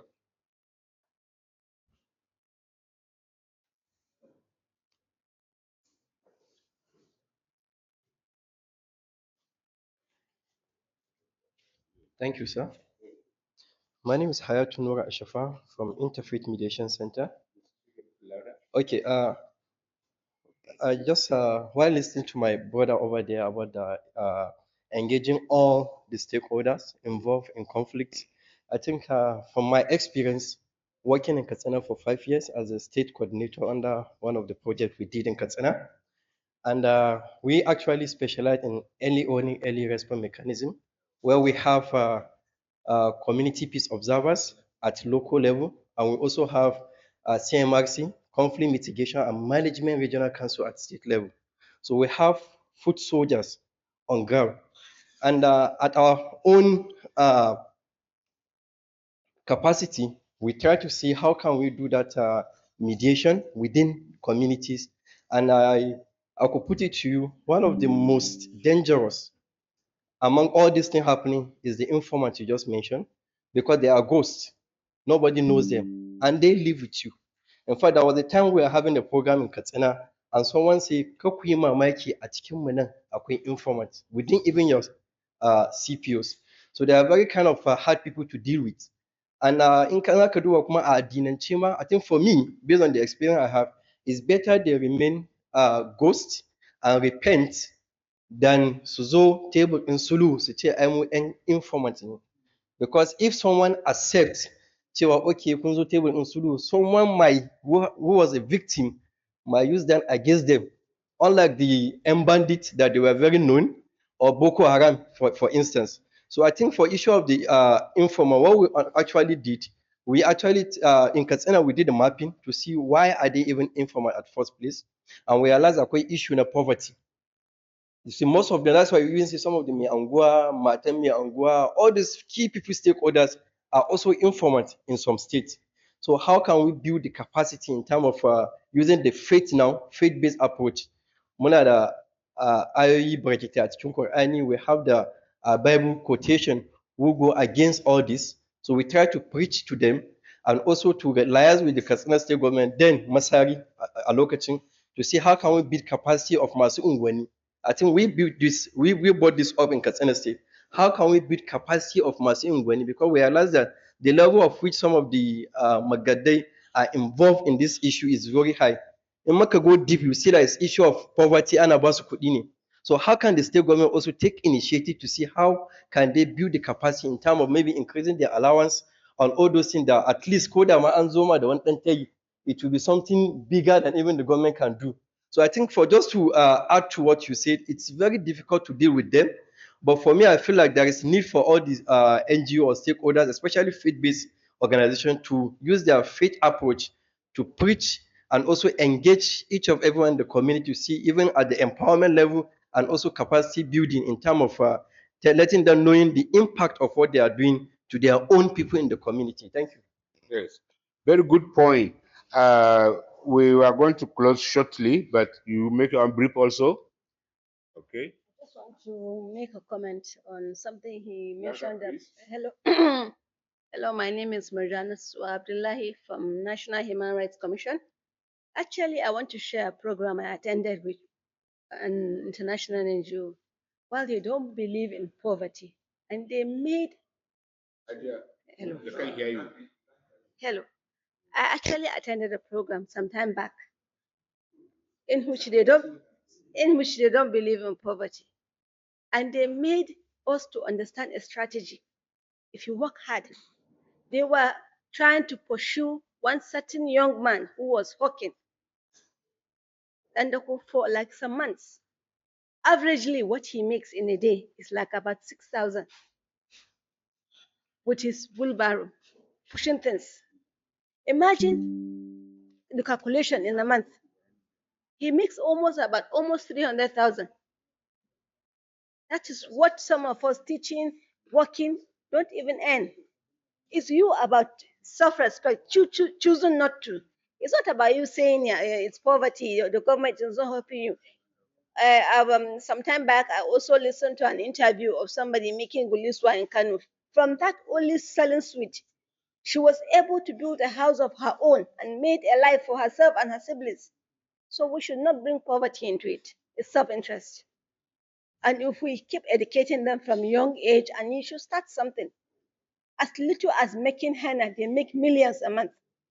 I have my fellow sisters, you know how it is.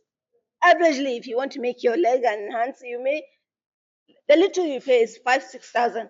Imagine you knowing how to do that. So poverty is not this. I'm sorry.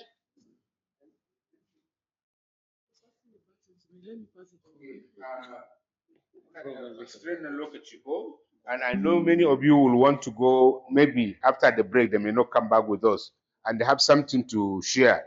If it is not too much of a burden, if you want to write something brief, we will be happy to collect that. The points being made, yes, poverty is really not the major cause of violent conflict, because 95% of the poor do not participate in conflicts. Instead, they sell pure water on the road and risk being killed by traffic accident. That is, yes, a problem. The Sulhu said that Adelchine is a complement to the other efforts that need to be made to sustain the peace. I hope this is understood. There are other components of the problem that the Sulhu Al-Herine may not be able to address, but it is additional tool, additional strategy to address some of the many problems. It's a kind of a call to reorient approach to the problem. And yes, the power of religion can be abused to cause trouble, but it can also be harnessed to sustain the peace. When I gave a presentation in Gombe at Malansidi camp, where they were training low-risk Boko Haram to be released, after I gave the main presentation, I asked the Muslim councils in the camp to stay behind. I want to talk to them in terms of Islamic ideas about peace and so on. Unknown to me, two of the Christian councils, advisors in the camp, stayed to hear what I have to say. So after about an hour of interaction with the Muslim advisors in the camp, one of the participants there raised his hand and began to speak. He said, he is not a Muslim. He's not a Muslim cleric. Actually, he's one of the Christian consultants at the camp, the two of them. What I have said, the camp finds exactly the same support from the Bible about the importance of peace and so on and so forth. So there is religion can aggravate the conflict, but it doesn't resolve it. The causes of conflict are not simplistic. There's no one cause only. The matrix that you need to have to lead to violent eruption is extremely complex. Nobody has yet found the effective formula. If you have, it will solve the problem around the world. It's more difficult than medical ailments because doctors can do laboratory work and find the cause and treat it. The social causation is extremely complex and it's not easy, it's not yet understood in full, such that you can use that approach to solve the problem, whether it's poverty or abuse of religion or inherent violence of individuals. The causes are varied. Their relative strength in leading to eruption of violence is not sufficiently understood. However, you don't have to wait until the day the sociologists and psychologists and political scientists and peace studies people find the formula to do something. Some simple ideas can prove powerful. Like Sulu said the other Chine, it's a very simple statement, but it packs a lot of power that need to be understood and resolved. One way or the other, you have to find a way to resolve conflict. I really am pressed to between breaking and continuing and say, if you want to break and go and pray, you can go and join us, or we'll break in all. But some of you I know will not come back. Please do come back. I think it's better we will break for 15 minutes. Is that okay? 15 minutes to do the prayer and resume. If you don't, if you think you're not coming, please write something and leave it for me. Sorry, there will be a lunch after the break. And this is break for a prayer time. And also we can join in with the lunch time as well, so that we can ask the restaurant. You said? Yes. Okay, then we can continue, sir. Okay. Oh, it's not yet time, right? Fantastic. That is so fantastic. And then definitely, Break over the day. yes. Okay. No, that it's not yet time for the prayer. Okay. It's not yet time. The call has been announced. It is, but the time extend. Okay, let's have one agreement line, please, so that we will know it. Because we have, if you look at our agenda, we made 1:45 to 2:30 as break and lunch time. So now, flexibly, can we just agree for the break and lunch time? So, if we are matching it together, what time should we go? By 1:30 is okay, right? 1:30. 1:30 to 2:30 or 1:45? 1:45 then, fine. Okay, so please do the timekeeping. I like me. No problem. Okay. So yes, observations, comments, feedback. Nobody said the knees have it or the yes have it. They just say You want to put it to a vote? no, it's okay, sir. It's okay. It's a time management issue, and also the need to get as much from you. We are all very busy people. You took time off your normal routines. That is highly appreciated, and there's no need to like abuse it. But let's get more done since we have a little more time to use. Okay.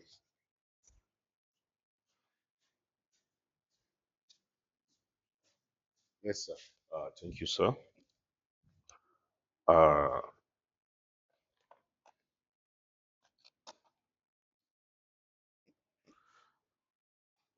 all protocol observed. I want to make my own presentation based on my experience. I served in the Nigerian Air Force for 29 years. I'm voluntary. I retired 2021. I'm the representative of the district head CAO, and presently I'm the chairman security committee in CAO. My own presentation is the rise and the fall of the hoodlums. In bracket, Sarah Suka. Why we came together to establish the volunteer force in Cow community is because of the activities of the Sarasuka. In those days, we were praying, little children will just come into the masjid with their weapons and start fighting us. And surprisingly, people will be disappearing. People will be running helter-skelter. This was the reason why we came together with the authority of the district head. We established the Jarumai Dogora. In those days, they called them Kato Dogora. But it was the commissioner of police in those days. He said Kato is as if it's an insult. So it's Jarumai Dogora. And at that time, we are having about 350 members. And it may interest you to know that with the establishment of that volunteer force, that is what ginger others community to establish their own. Presently in Kaduna State, among all the local governments we are having right now, we are having about 35,000 volunteer force. That is joint task force in Kaduna. And the chairman is Alhaji Shehu Usman Dantudu is in Kao. So I can proudly say that the sanity that we achieved today in Kaduna started from Kao. Despite the fact that there are many challenges when they say Kao bus stop, people will start putting fears into their heart and so on. And recently, with the killing of an army officer under the Kao bridge. But honestly speaking, we achieved 80% because I'm the chairman security committee and we work since 2014, since when I was in the service up to this moment, because my family are not in the barracks. I stay in Kao. I was born and brought up in Kao. So when I got married, I stay in my family house. But there are challenges. Our main challenges is police. If you caught somebody and give him an option, where do you want us to take you? Is it Jaramedogora or police? You say police. Why? Because he will have soft land approach in police station. I'm not saying that we are brutal, we are not. Secondly, our challenges is judiciary. There was a time we delegated our traditional rulers, including the imams. Our imam is here, Mala Abdurrahman Jae. We went to police headquarters. Police headquarters said that their challenges is judiciary. We came back to High Court. High Court said their challenges is police. Like when they killed this army officer, we set up a committee. We captured some hoodlums. We handed it over to the police. Later, they were released.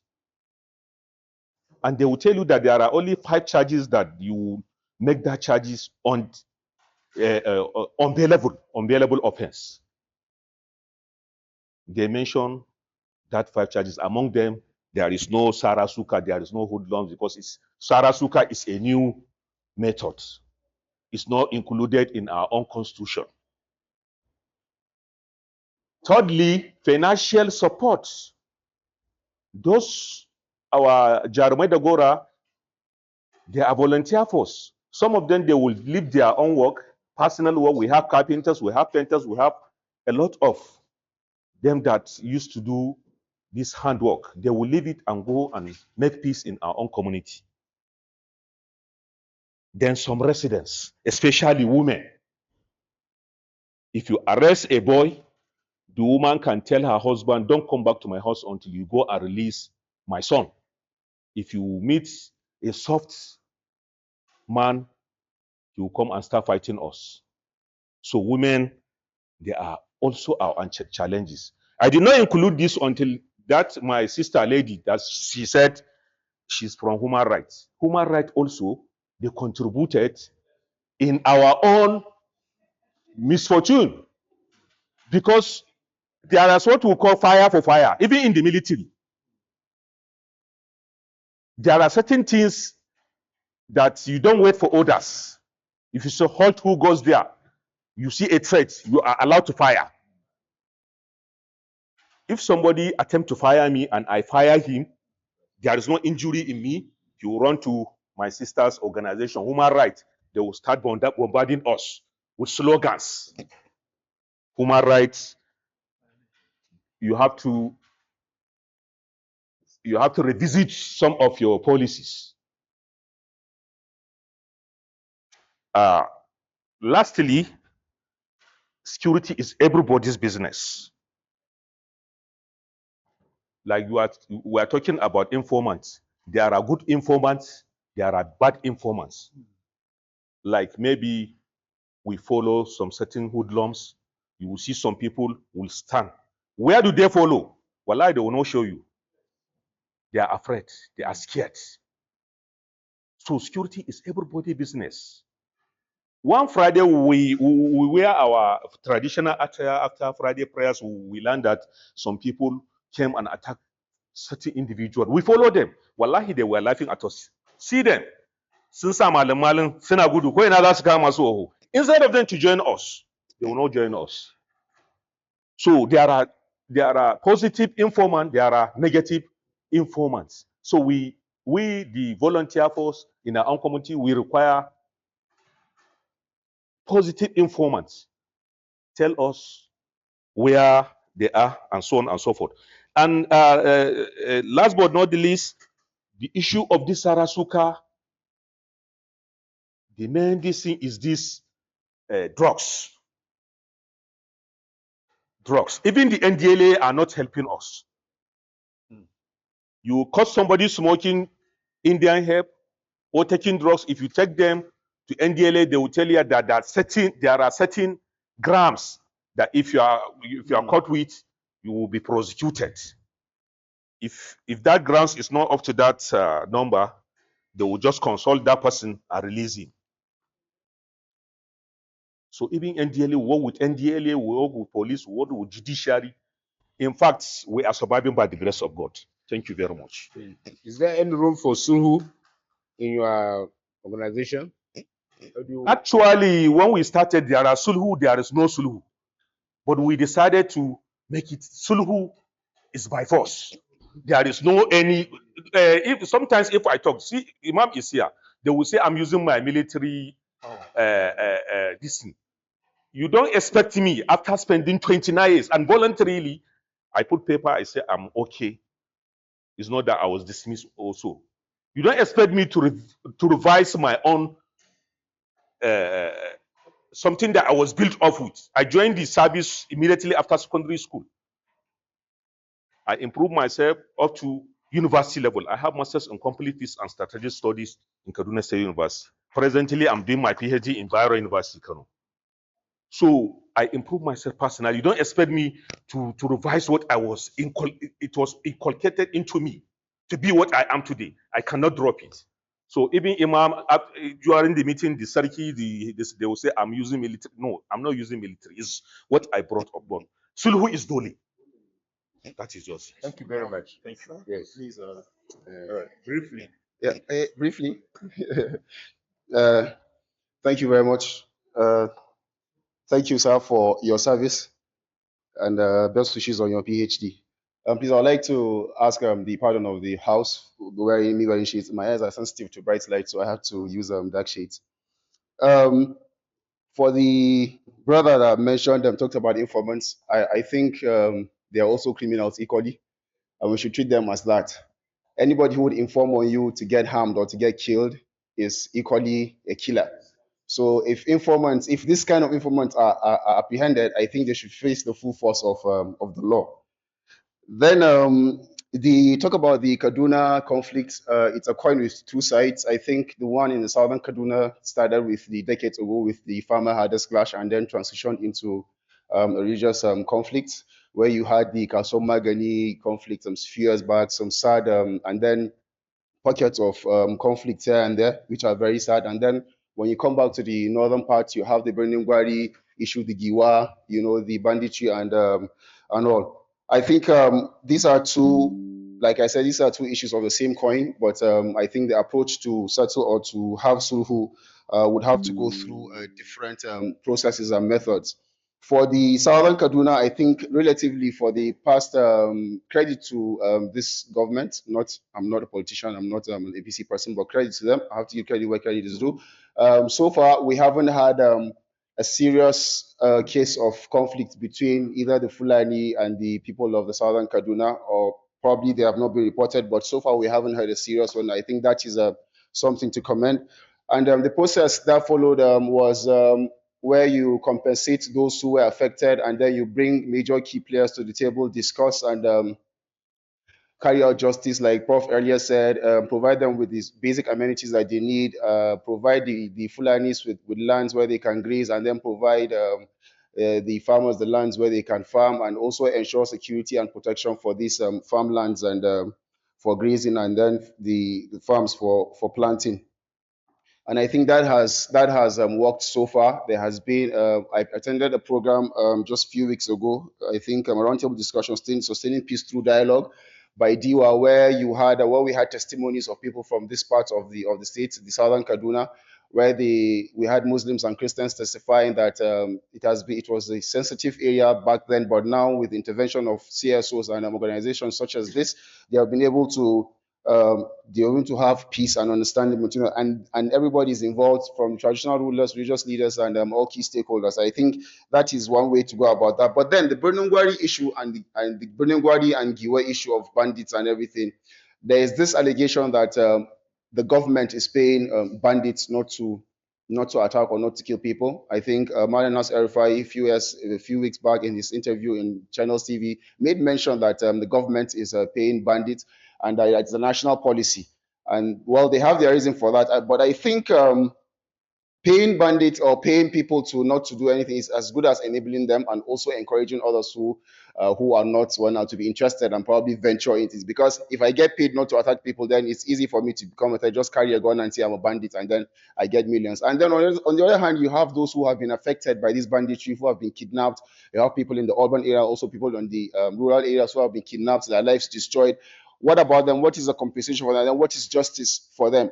If I was a victim of banditry or kidnapping, and I see the perpetrators or the forefront who carried out this, and then I see that they are being paid or being rehabilitated, I assure you, we all have different emotions. I could decide to also go in and take matters into my own hand, because you can't tell me you rehabilitate a Boko Haram person or a bandit, and then I see him getting all the government favors and goodies, and then me that was a victim not getting anything. So what are we saying? So do we bring these people to the table also and discuss with them and say, oh, we are sorry that this happened to you, but then we have to rehabilitate these people who did this willingly. They willingly took up the guns and decided to venture in. And now the issue is not just the bandits in the bush or in the forest. You also have bandits within the urban areas. These are people who have been encouraged by kidnapping, who have seen that it's a very lucrative business to go into kidnapping. And anybody could stand up and kidnap anybody, or a group of people can just kidnap anybody because it's lucrative.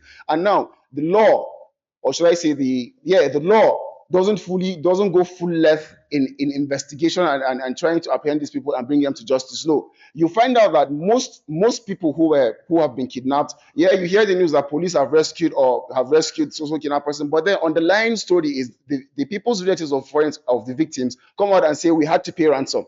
So what are we saying? Did the police actually rescue them, or did they pay ransom and then the government is taking the credit for rescuing them? That is another thing. Now, yes, I am. Lastly, Prof, are we mistaking silence for peace? Because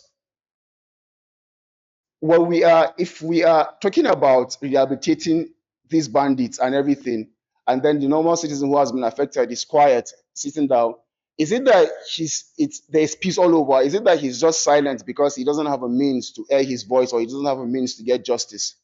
Because there are, in a percentage of people who have been affected, I assure you 80 to 90% are just being silent. Not that they are okay or they are happy with the outcome or whatsoever it is that they say justice is. This is the truth, sir. because we cannot have justice. We cannot have, yes, sir, we cannot have justice without true justice, holding everybody accountable. Now, lastly, as Muslims, when you come, they say, may Allah ce a Qur'ani, yace duk wanda kada in ka kashe mutum daya kaman ka kashe al'umma ne. In kai saving mutum daya kaman kai saving al'umma ne.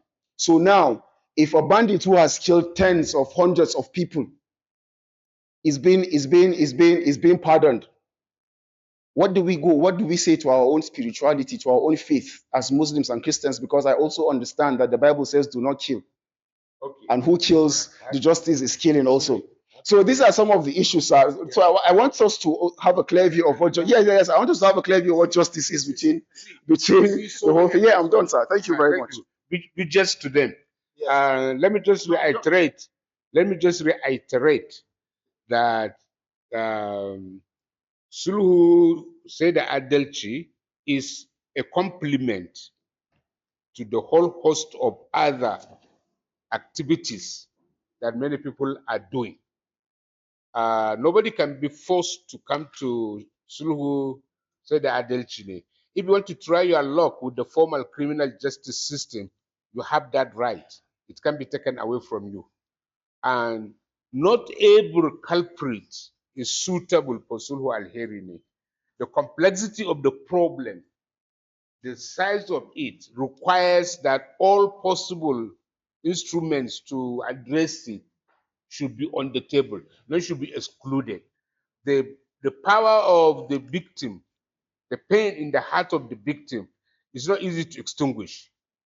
It can't, unless you can bring back the people you kill, and which you cannot do. So how do you liberate them from that pain themselves, the victim, who are now under the burden of injustice, and they are like helpless. They can't get the justice they need. That is justice in the court system. But there are other kind of justice that may ease their burden. And that is not the total solution for all of the problem, but it's an additional tool you can use to move smaller to the possible resolution of the conflict at large. I don't want to waste too much time. I hope the point is understood. I hope the point is understood. Let me give Imam first, and then try to give as many. As many speak short, so may other people have the opportunity. For as long as you speak for long, you will not allow all people who want to contribute. If you have any notes or jobs, I'll be happy to take it and feed it into my report. My report has to be factual, has to be supported. So if you are doing anything and you couldn't talk, please give me that scrap of paper. You don't have to write your name on it, but it will feed in into your report. Assalamu alaikum wa rahmatullahi wa barakatuh. Da Allah ya haƙuri zan yi magana a zaune saboda wani dalili daban. Babban abinda Allah yana gaya mana cewa bismillahir rahmanir rahim wa sulhu khairu. Ai sulhu alheri ne. Wa asluhu zata bainakum, mu daidaita tsakanin mata da miji ma idan suka samu matsala sulhun nan ne zai amshe su. Yara in suna damuwa sulhun nan ne za a yi musu su samu natsuwa. Duk wani abu da ake gani sulhu shine yake kawo zaman lafiya. To amma wajen sulhun nan sai a lura da adalci. A lura da adalci. Shi ko adalcin nan a ba mai gaskiya gaskiyan shi. A ba mai gaskiya gaskiyan shi. Idan aka ce ba za a ba mai gaskiya gaskiyan shi ba, to sulhun nan fa bata tafi daidai ba, an samu matsala. To ta yane ne za a samu adalci? Inna Allah ya'muru bil adli. Allah ya hore mu da mu yi adalci tsakaninmu. To ta yane ne za a samu adalci? Duk waɗannan abubuwa da ke faruwa a samu a tsaye da hukunci a ƙasanmu. Duk abin da aka ce ba hukunci to akwai damuwa. Wala tattabi'ul hawa fa yurulluka an sabilillahi. Kar mu bi son ranmu da zaran mun bi son ranmu fa ba za a je ko ina ba. Hukunci ko wannan sai shari'a. Shari'a ita ne za ta ƙaddamar da ga gaskiya inda take ta ba mai gaskiya gaskiyan shi. Idan ba haka ba, duk za a yi ta kaiwa da komowa ne ba a gano bakin zaren ba. Rashin hukunci da hukuma ba ta yi shi ne yake assasa duk waɗannan damuwa. Da zaran ka yi abu ka ga an maka hukunci, ai ba za ka ƙara ba. Yanzu misali abin da ya faru a Gadon Kawo, kamar yadda ɗan gari na Malam Suleiman ya ce lokacin da aka kashe wannan sojan nan, ai ka ga da gwamnati ta shigo, ka ga garin ya yi tsit. Ba ma Kawo kaɗai ba, har maƙota da sauran anguwanni na jihar Kaduna, kowa ya san cewa an taɓa hukuma. Kaga a nan sai aka samu sauƙi. Kaga 'yan sara sukan nan 'yan menene 'yan fitintunan nan sai suka zama sauƙi. Saboda haka ya mu jama'a, ni a yi sulhu a kuma yi adalci, hukuma ta zo ta shiga ta yi ba kowa hukunci, in ka yi a ga shari'a mai ta ce a yi maka. To da zaran an yi haka, in Allah ya yarda za a samu sauƙi. Su kuma masu yin fitina a ci gaba da ilmantar da su illan yin fitina. To da zaran an samu haka za a samu sauƙi insha Allah. Assalamu alaikum. Yes, let me, we have some lady. Okay, then who, okay. All right, so based on the, briefly, Yes. Professor ya magana, to my own experience, idan aka ce sulhu sai da adalci, so idan muka kalli kalmar kamar yadda ya kawo references, ya dole sulhu sai da adalci zai tafi idan ana buƙatar sustainability. An yi sulhu, menene zai sustaining wannan ko ya building ɗin wannan sulhun shine sustainability. One, a Nigeria an yi applying different approaches. Misali, na ji daɗi security committee chairman ya ba da misali a matsayinsa na Air Force officer cewa security sukan yi applying kinetic approach, using physical force to achieve security objectives. But non-kinetic approaches su ne approach ɗin da suka falling under wannan sulhun through negotiations da abubuwa da dama. So now, idan aka yi sulhun, mutum biyu ne, akwai victim akwai kuma perpetrators. Now, su waɗanda aka yi victimizing, the best way da za a yi musu adalci kamar yadda professor ya magana is quite okay, wa'innan mutanen gwamnati ta kira su, ta zauna da su, kuma a yi consoling ɗinsu, in so samu ne ma a rage musu zafi. Wasu ma akwai centers ɗin da ake kai su kafin ma a bar su shiga al'umma, sai an ɗan riƙe su, an ɗan musu wasu training domin ganin sun dawo cikin hayyacinsu na irin ƙalubale da suka fuskanta. Su kuma wa'incan mutanen, it's important mu kalli abubuwan from different angles. Malam Musbahu made mention of Rufai's interview Channels TV. Cewa shi, according to his experience, any repentant bandit is a dead one. Shi a nasa kenan. Saboda in mun dawo mun kalli abin ta mahangar musulunci, duk wanda ya kashe shi ma a kashe shi.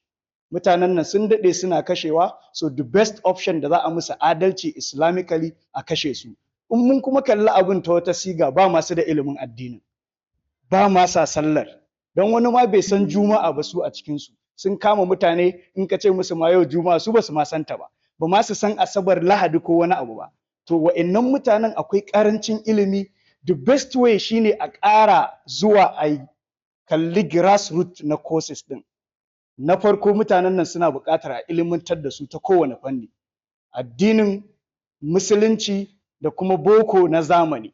Sai sun fahimci wa'innan abubuwan za a fara rage wa'innan abubuwan. Sannan kuma under non-kinetic approaches ɗin nan shine economic incentives da gwamnati ya kamata ta yi applying a wannan areas ɗin da suke involving kansu through social amenities da ya kamata a yi providing, wanda suke ganin an yi marginalizing ɗinsu, mutanen da suke cikin birni sun rasa da sauransu. So adalcin da za a yi wa juna shine gwamnati a samu good governance. Idan aka samu good governance zai taimaka. Systems ɗinmu a Nigeria is well dilapidated. Nigeria is conducive ta wurin yin taimakon abubuwa inda suke kawo irin wa'annan abubuwan. The justice needs to be reformed. The security needs to be reformed. The entire government system, there is need to be well effective in terms of good governance and accountability in the country. So in har za a kalli wa'annan abubuwan ina ganin za su taimaka wurin sustaining, wurin building peace a Nigeria baki daya. Assalamu alaikum. Why I want to hold on, sometimes I want to make brief comment on the previous speaker. Yes, we need to understand the formal criminal justice system is still there, but it is processes and requirements are so onerous that often they are not, it's like they are not available. There are constitutional requirements, there are formal processes, there are requirements that are not easy to meet. So yes, ideally, every unrepentant criminal deserve the penalties that are provided for that. But we are in a situation whereby the formal justice system is not, let's put it straightforward, not available because it's so decrepit, it's so compromised, and is so grossly inadequate. Part of the fuel for the conflict is impunity. It's impunity. Why it's happening? So it's bound. They say that is part of the problem. But the focus of Sulu said the adultery is a soft approach where the most desirable solution is not available. What else can you do? Now you have your chance, please. Please have your chance. Let's give other people chance. And we can have chat outside the formal session. Okay? Good afternoon, brethren. I am Haruna Michael from CANS, Kaduna State Chapter. The problem we are having in our country today and all over the world is the issue of justice. And our criminal justice system has three problems. There is under-criminalization, over-criminalization, and lack of implementation. It is good to forgive because to err is human, but to forgive is divine. Yes, that is true. But when we are talking about content of forgiving people, as the government is doing, when somebody killed my brother, and another person on the other side saying he's forgiving that person, that is where I have problem. I have the right to forgive because it is me you offended, not the government. It is me that I will forgive. But where do we find ourselves in this situation? Our religious leaders have lost their value. Our traditional institution has lost their ground. The political allies has destroyed our system, and the traditional ruler forced their hand. The religious leaders forced their hands. In any community in those days, if a stranger lies in any community, the traditional ruler must know where he comes from. So if he commits a crime, then he must be able to be traced. And if he will be able to be traced, and at the end of the day, they can punish him or send him away from that community. Today, the reverse is the case. In the community, our community today, the politicians, because of political adventurism, economic opportunism, they have overpowered our traditional rulers. When even if they are doing bad things, maybe using people as thugs to cause criminal, the traditional ruler has no power to curtail them. The religious leader has no power to curtail them because these people hold the money and they hold the machinery. The problem we are having in our society is the government. Let the government do the needful. They are the guardians. We have the auxiliaries. The auxiliaries are under them and the masses. So if them that are the guardians will tell the auxiliaries to do the needful, we will have our peace. And who are the auxiliaries? All the security apparatus. So let everybody live up to expectation. Thank you, If sir. we live up to expectation, we'll have peace in our society. Thank you very much, sir. Yes. Let me go come that side. Yes. The problems are many, like Mutu Atashi Lekaswa. Yes, you spoke already. You have your chance. Please, you can give me.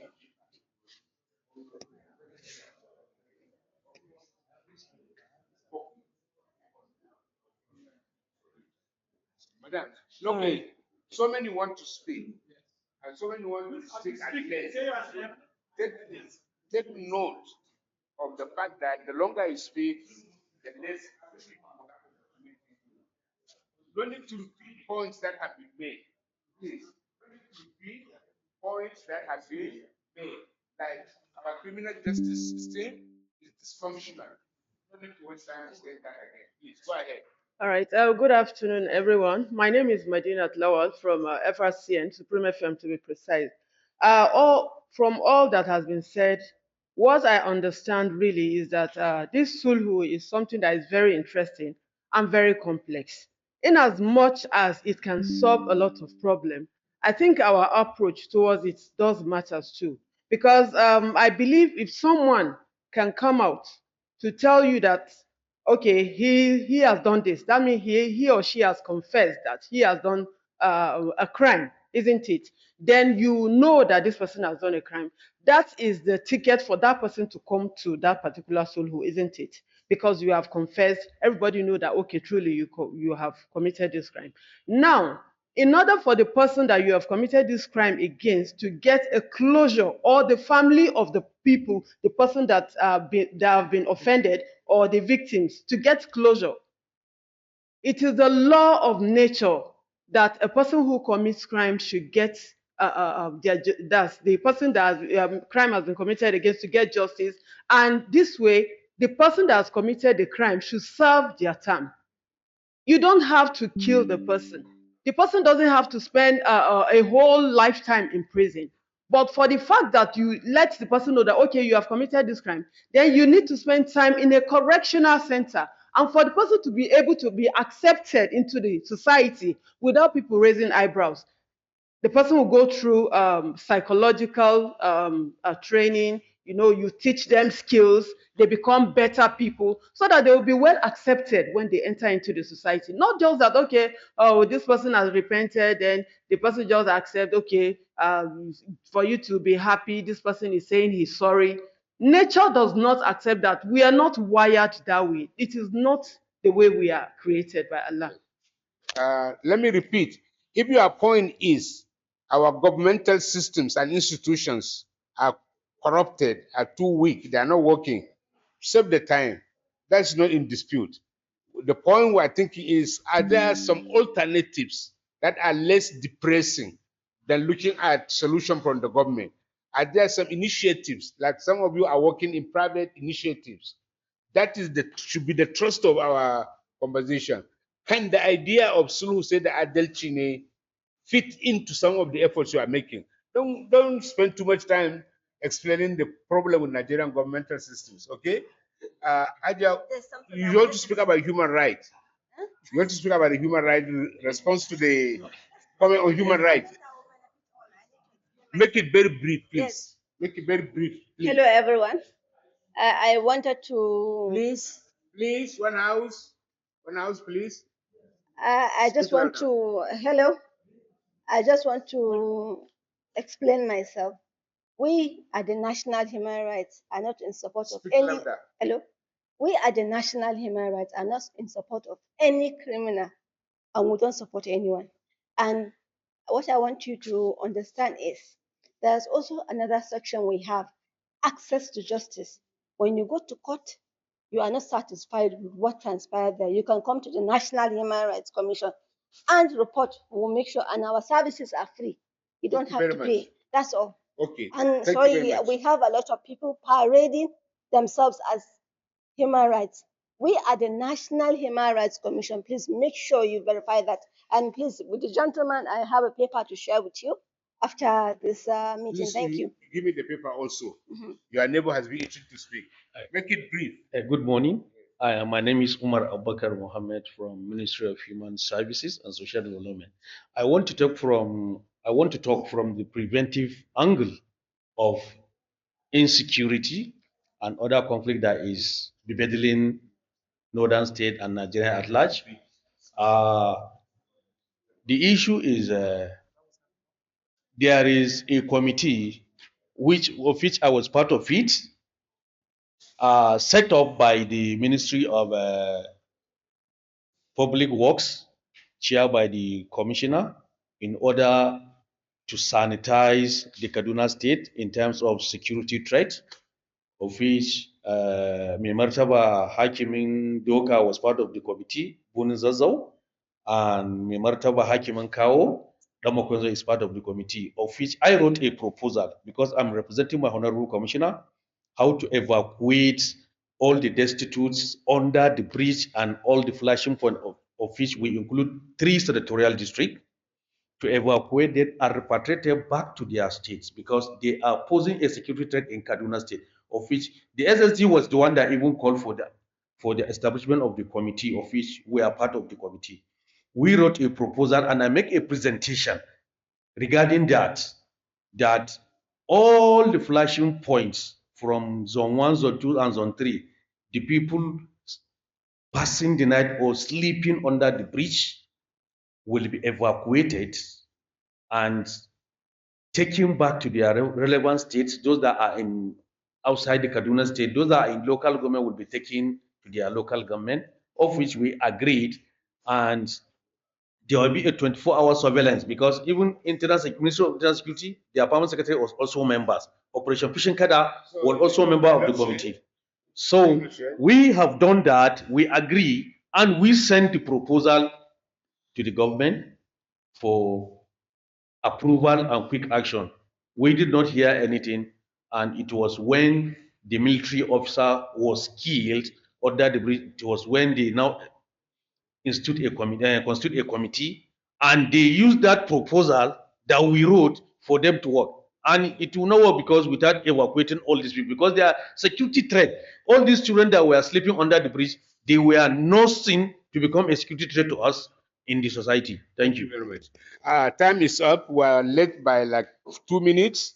The contributions, I'm very, very happy with the enthusiasm with which you want to comment.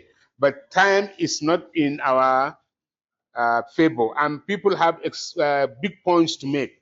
I want to make it easier for you. If it is a criticism of the failure of governmental institutions in Nigeria, save the energy. Okay. There's nothing to add there. Yes, but we all know. But this one is very fundamental. We are talking here, the Kaduna Peace Commission is no longer in existence. So who is going to be the coordinating body for us to come together and foster a peaceful dialogue if Kaduna State Peace Commission is not involved? Secondly, we all know we are divided by Kaduna North and South. The Christians are in the southern part, the Muslims are in the northern part. How can we bring that coexistence again? It is very doable. Today, if I am the governor of the state, I will allocate a plot of land to a Christian here, and I will equally allocate a plot of land to a Muslim here, and it is unsellable. If you are selling it out, you are selling it out to a Christian that will come and reside there. By that, we will build peace. Lastly, we have an initiative called the Green Peace Initiative.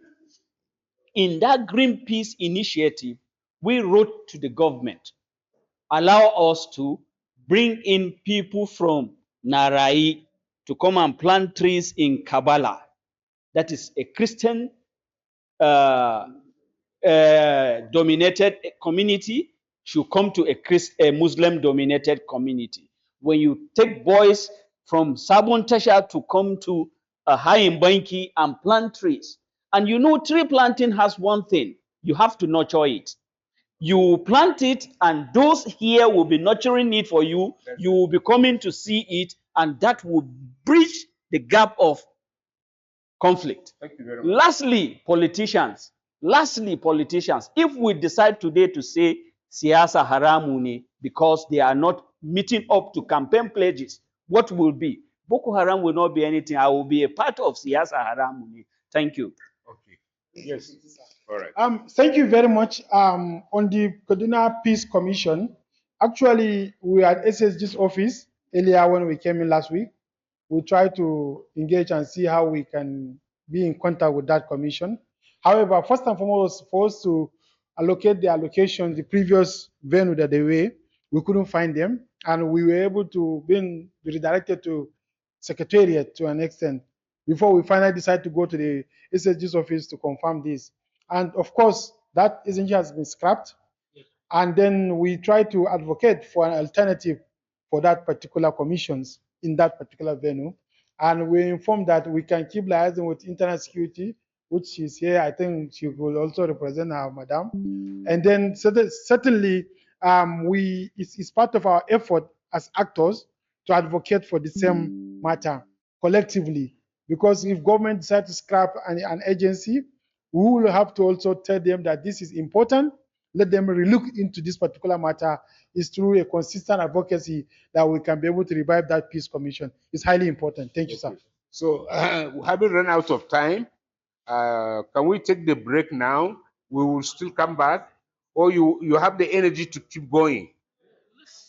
If you have the energy to keep going, I will still insist. I may be forced to kind of stop you. If your point is about Nigeria jaga jaga, if that's all you have to say, we know Nigeria is jaga jaga. Don't save the energy. Say something interesting, especially about how small baby step can contribute to big outcomes. Yes, sir. Please be brief. Thank you very much. I'll be very brief. I'll be very brief. To build peace needs to start from the home front. When I came to Kaduna many years ago, I lived around Badarawa and Wandosa. But after the Kaduna crisis, thank God I survived it. I had to move to Kabbalah West. And another crisis now happened, and I had to move to Angwanromi. Since I gave back to my children, then they never had the opportunity of meeting Muslim children because the environment is predominantly, I would say 90-something% Christian. The first time a Muslim child came to my daughter's school, and she came home that day, if you see the excitement on her face, Daddy, a Muslim boy came to our school, so they are human beings like us. I was so disappointed. I felt so bad because I would say my formative years were in Kano. We lived like family. My father sold clothes for Habib Bello during Christmas. Their father sold clothes for me during Salah. We didn't know the difference. Now, this weekend, I have pictures to prove that. I brought my children to around Kao. I do that occasionally. I have a friend, he knows in Musa Bala. I take my children to know his family. He has not been able to reciprocate because of time, I believe, but he also has such plan. Can we start to do that? Can we have friends from the other side and let our children know that they are just like us? Let's try that. It's like you're asking a rhetorical question. You are already doing it. Yes. And you're asking, can we do it? Yes. One of the dynamics of the conflict is self-segregation into presumably safe enclaves. And that disconnects connections with reality that you live around you. That safe enclosure you are, that enclave that is safe from attack because it's 90% my people, come with a cost. If it give you the peace, it removes you from reality that you're living around you. Yes, there are many problems.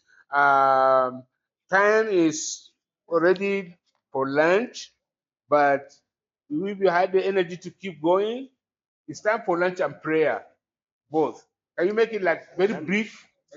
Okay, brief, and then we are neighbor. Yes. Brief, please. My name is Alidone. I'm from the Ministry of Youth Development. In relation to what the facilitator just said on the scrapping of Kaduna State Peace Commission. In Kaduna State, we have Kaduna State Action Plan on Youth Peace and Security, which is being formed, and it has a document in Kaduna State in line with UN Resolution 2250. The aim and objective of that committee is to promote peace, unity in the whole 23 local government in Kaduna State. Let me complete And that also, sentence for you. you say, Let me complete a sentence for you. eh, So the Peace Commission is scrapped but is coming back. yes, Okay. I get Let's me. give the And another thing is how to sustain peace, Yes. reconciliation in Kaduna State. It's a matter of formation of clubs, associations, community development associations. Those organizations, those associations, they will promote peace, unity, and development in their own communities. Thank you very much. Can we go for the break, and when we come back we can continue, because the other people who have went out for the prayers, they also reserve the right to listen to some of your feedback, right? So let's please give a time of, like, now is 55 minutes.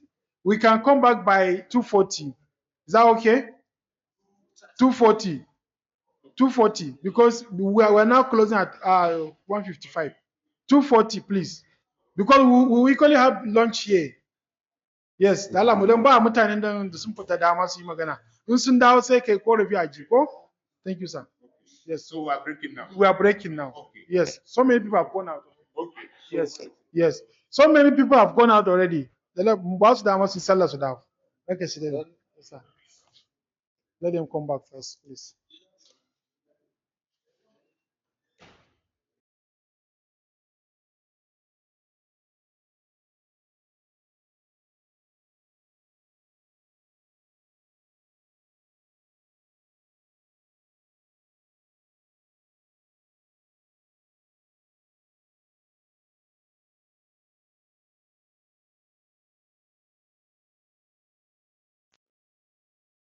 For the day. So it's going to be a very interactive session within the group sessions. Thank you. Over Okay, to you, so Prof. yeah, we will want you please to help us identify the relevant stakeholders and actors who are working in Kaduna State for peace building and alternative dispute resolution, which is like a form of sulhu. And we would want you also to address the question of what do you think are the sustainable peace strategy going forward? So we'd like you, like those who are sitting here, you turn your deck chairs over, and then you will have a group there. This will allow us to harvest your thoughts more accurately when you discuss them and jot them on the jotter. Then we can be certain that we are capturing the input that you have provided for us. I hope this is. Yes, just come again on the second question, sir. The second question: what are the sustainable peace strategies? Sustainable peace strategies going forward in Kaduna State. Sustainable peace strategies going forward, like the recommendation. Do you all have a copy of today's program? If you look at the top of the second page, small groups, peer discussion, you will see the assignment to address. Identify relevant stakeholder and actors and set up state level and community networks for conflict prevention and LDR. Who do you know who are already doing this wonderful work that we can map them?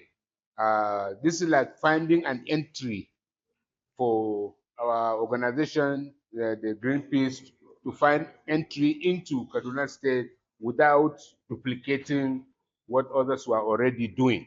So please, if you can like turn the two tables back forward, you already have a group there of about 6 people, and brainstorm briefly, identify, and just provide a list. No need for full elaboration. Provide a list so we can then be certain that these are your ideas that you express.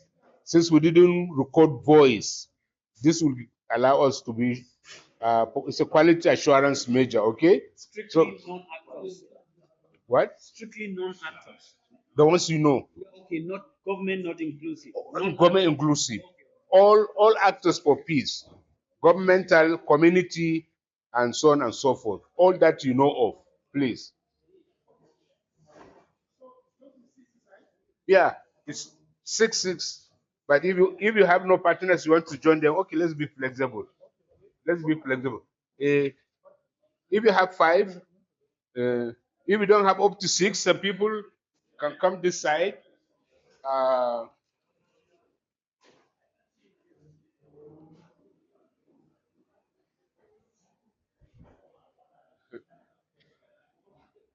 uh, you are the only one. If you join so Martaba da Akramakallah, you'll be only 3.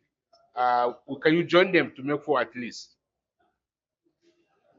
You can sit on over there and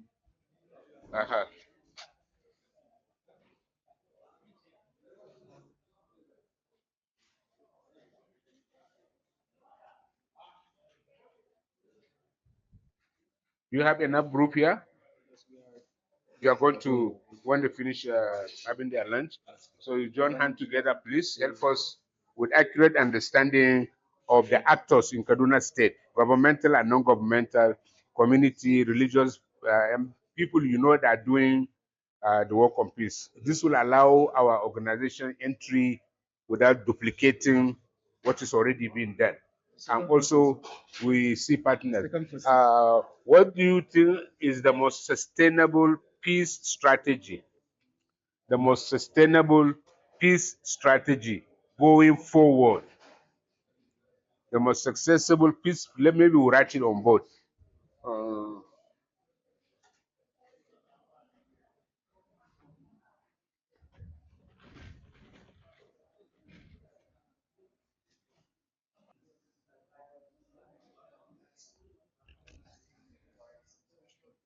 Hello. For the sake of better presentation and deliberations, please, we are giving you 10 more minutes. If possible, try to round up. Right? 10 more minutes? 10 minutes. Is that okay? Any concern? Because you will be presenting and others will be deliberating, and then definitely there will be questions. Right? Mun ce minti goma zai yi ba? In the next 10 minutes, za mu samu gama? 15. Okay, then akwai presentations za a yi kuma wasu za su tambi question in your presentations. It's okay, 15 minutes, right? Okay, thank you. Okay, 15 minutes is agreed. Are we okay with the 15 minutes? Za mu gama? 15 minutes. Sure, ba? Okay, thank you.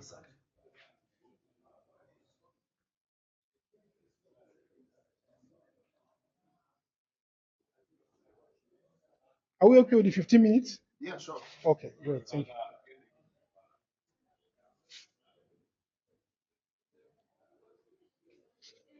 Are we okay with the 15 minutes?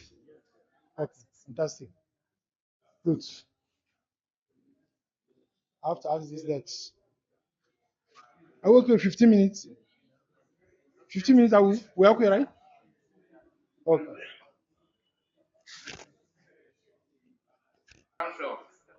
So people have already kind of they designate your presenter. Those who are still working, please watch the time and be able to conclude by 3:30. Okay? 3:30.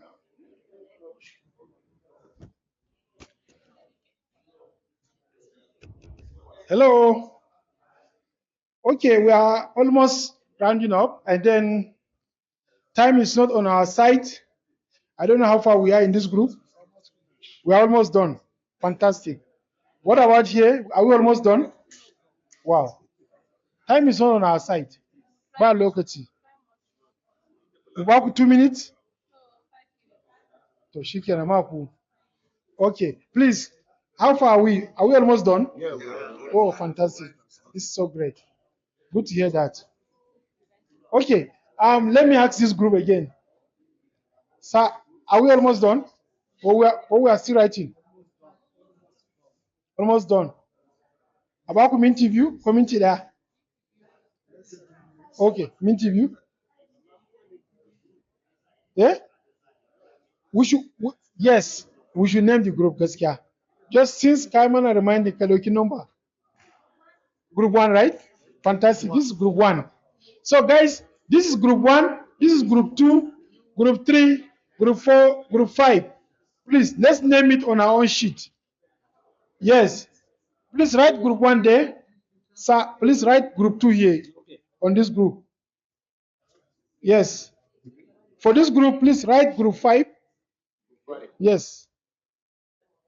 Thank you. For this group, please write group 3. Yes. Merci beaucoup.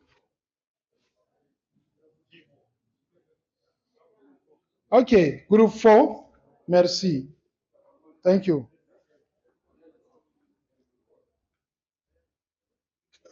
Sauran mun tambaya sun ce minti biyu, ku ba minti ɗaya ko biyu. Eh? Shine minti nawa za mu ba ku gama. Kai haba da Allah. Sabon shi ya buna. Wai su mu ai. Babu da lokaci. Me kace? Ai gaskiya da zai taimaka. Okay, thank you very much. So in general, dai muna da 5 minutes more, we'll finish it up. Za ki koma gada yau? Ko mu baki daki a? Ba za a bar ki ba ko? Za a bar ki ba ko?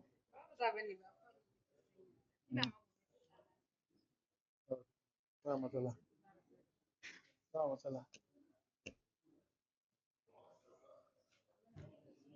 Okay, moment.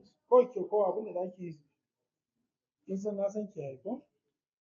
Ba matsala.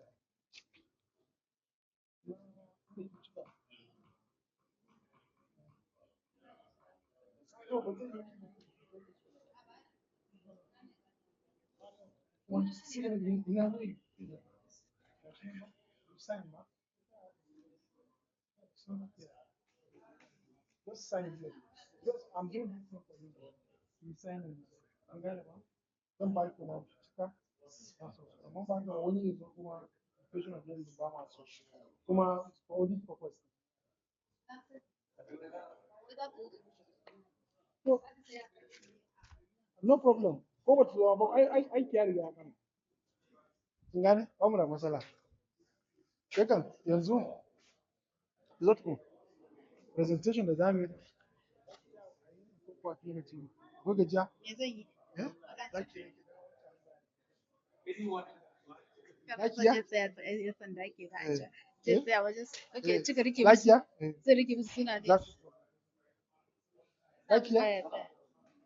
Ba shi da kiyo sun gano ya zamu. Ina son gani ne kai hinki ne.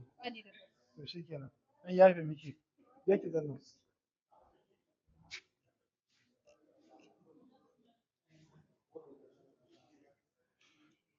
Okay, 3 minutes more.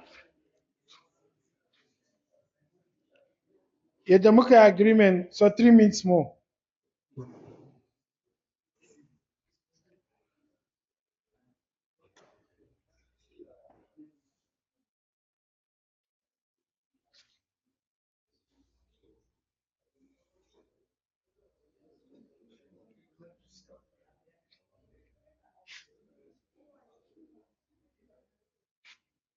Minti uku saura.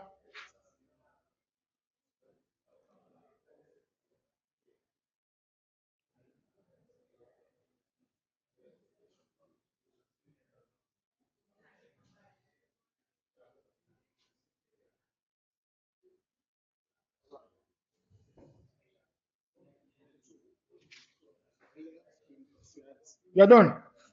Fantastic. Well done. Group 2 is done.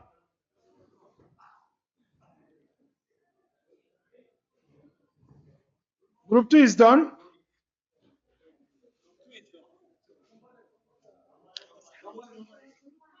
Ku wanne? Kun gama ne? Group 1, 2 is done. An gama. Saura group 3, 4, 5. Third, fourth, and fifth group. Sune saura.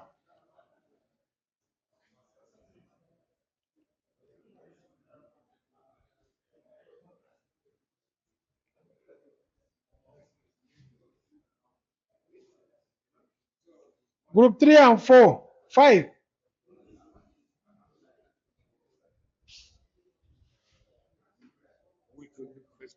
Yes. I have asked you about changing what's mean to go? 3, 4, 5. Group 3, 4, 5. Huh? Only two are finished. Yes. Wrap up, please. Group 3, 4, 5. Wrap up.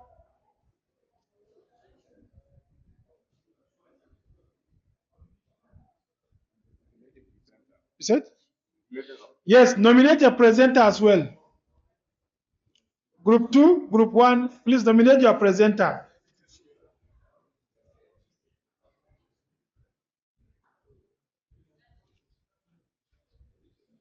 Group 3 is done, right? We're almost done. Okay, Group 4 and 5. Group 4 and 5 pending. Wrap up.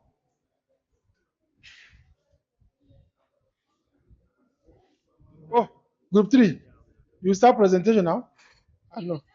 No. Please give some time. Give like 1 minute. Yes, don't worry. Let's give like 1 more minute. 1 minute. Group 4 and 5, wrap up, please. We'll start presentations.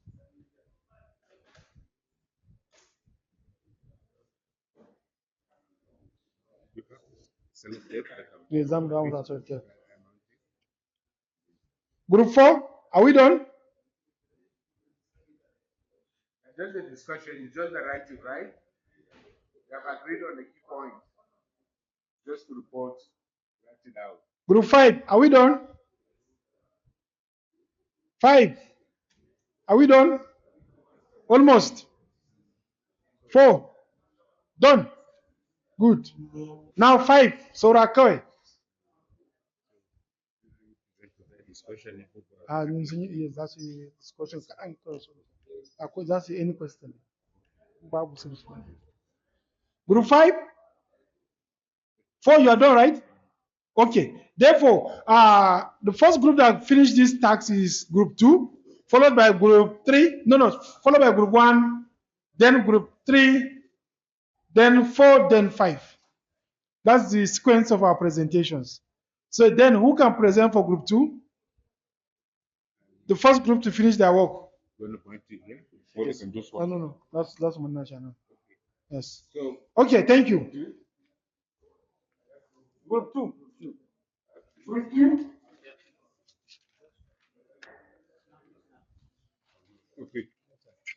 Very person. Wanna back? Can you hold it back? Officer. Snappy. Just quick.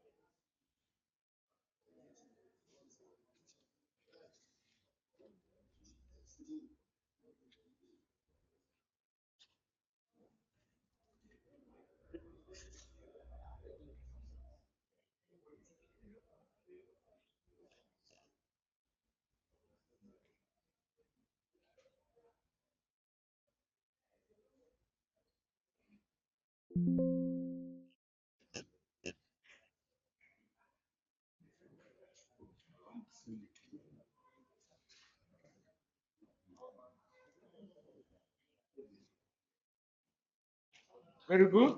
Okay. Thank you very much. If we may have your attention, please. Okay. Good afternoon, all. For Do we have your attention, please? yes, this is what Group 2 had regarding the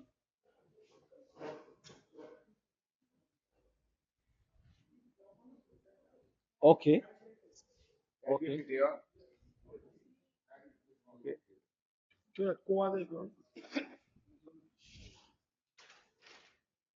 And what's the cables? Okay, sir.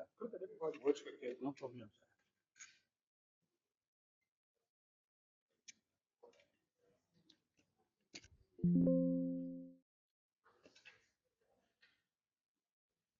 Okay. Yes, once again, good afternoon, all. For Group 2, I am Bako Abdul presenting on behalf of the group. House, please. Okay. I am Bako Abdul presenting on behalf of our Group 2. For the stakeholders mapping, we deliberately refuse to map government agencies regarding this exercise because they are here present. Let them mark themselves. So on the first, we had Aid Foundation on peace building. We have Legal Awareness for Nigerian Women, LEAD. We have Interfaith Mediation Center, IMC. We have Justice Development and Peace Commission. We have Generation for Peace. We have Global Peace Development, GPD. We have International Alert, IA. We have Kaniwa Development Forum. We have Legacy, and we have Kaduna Local Government Accountability Mechanism. Those are the groups we map for peace building in the state. And they are all non-governmental. Non-governmental, Okay. non-state actors, strictly. So on the next question, we had what are the effective peace strategy going forward. For us, we saw open government partnership in the state as an inclusive dialogue mechanisms that we can leverage on and have a way forward. Secondly, we have issues around punitive measures for offenders should be enforced and reward system mechanism for victims for fairness and justice. Again, we have open, inclusive, transparency, and accountability for good governance. If we can have this, people will embrace peace going forward. Social protection mechanisms for economic development. If citizens are protected and are given that social aspect, I think there will be peace, relative peace in whatever the system of governance is. And we talk about civic education for awareness creation. Because when you don't have an informed society that knows what is right, there is bound to be chaos. So we think the civic awareness should be enforced for more awareness creation for citizens buy-in. Thank you. Thank you very much. Clap for him. Any question for group 2 that just presented? Any question? None. Thank you very much then. Then yes. Then group 2, group 1 is next, right? Group 1.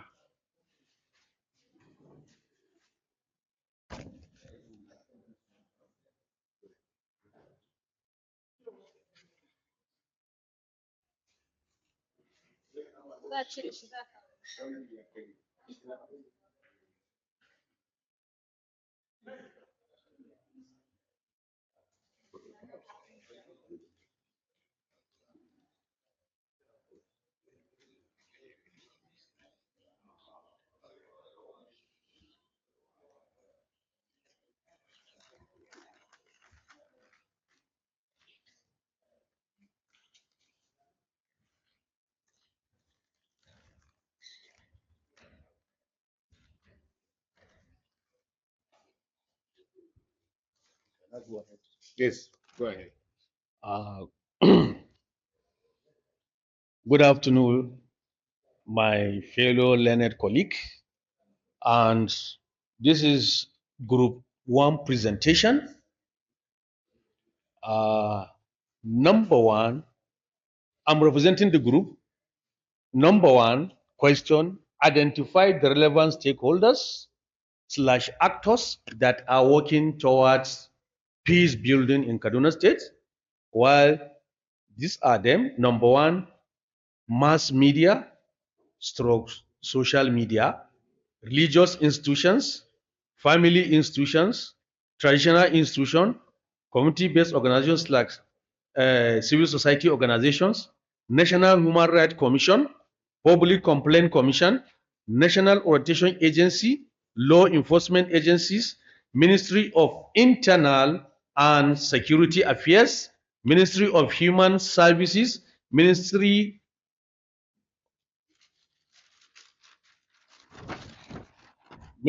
of Youth Development, Bureau for Interfaith. Then number 2 question, what are the sustainable peace strategy? Number 1, education. Education, not only education, sustainable, accessible, and affordable. Then number 2, enhancing community. Number 2, enhancement of community leadership and supervision. Number 3, fostering economic development to reduce poverty and inequality. Number 4, community engagement on peace building. Number 5, involvement of youth in decision making process.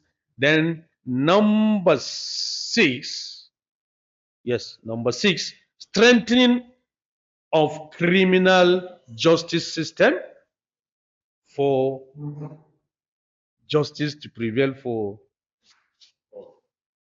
all Nigerians. One now, actually. Any quick question? Somebody is raising his hand. Okay, make it quick. Go ahead. Yes. After.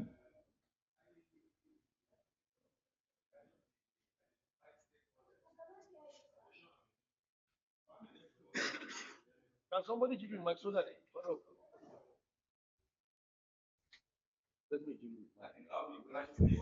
Is it audible? Oh. Yes.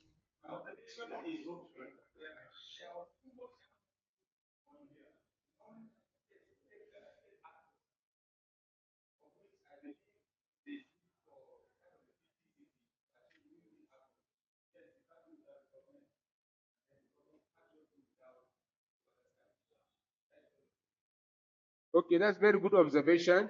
I think, I don't know how it happened, maybe because they are neighbors, the group two, through a challenge to representatives of government agencies to represent themselves. And they did a wonderful job doing so. Okay, any other quick question? Any other quick question? All right, thank you very much. Hand clap for group one.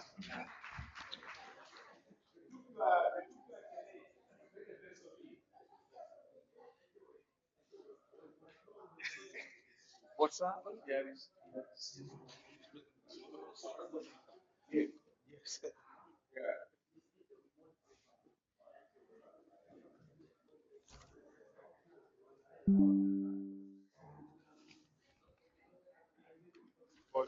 That's the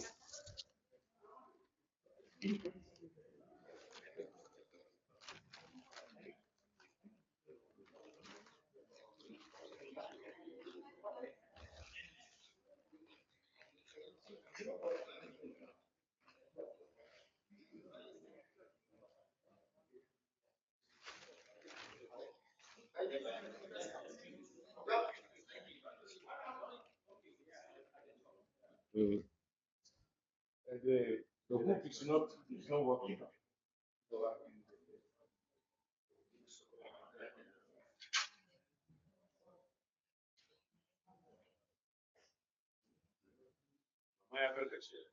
Ibadan, but I cannot get it. Where is the company? This visual.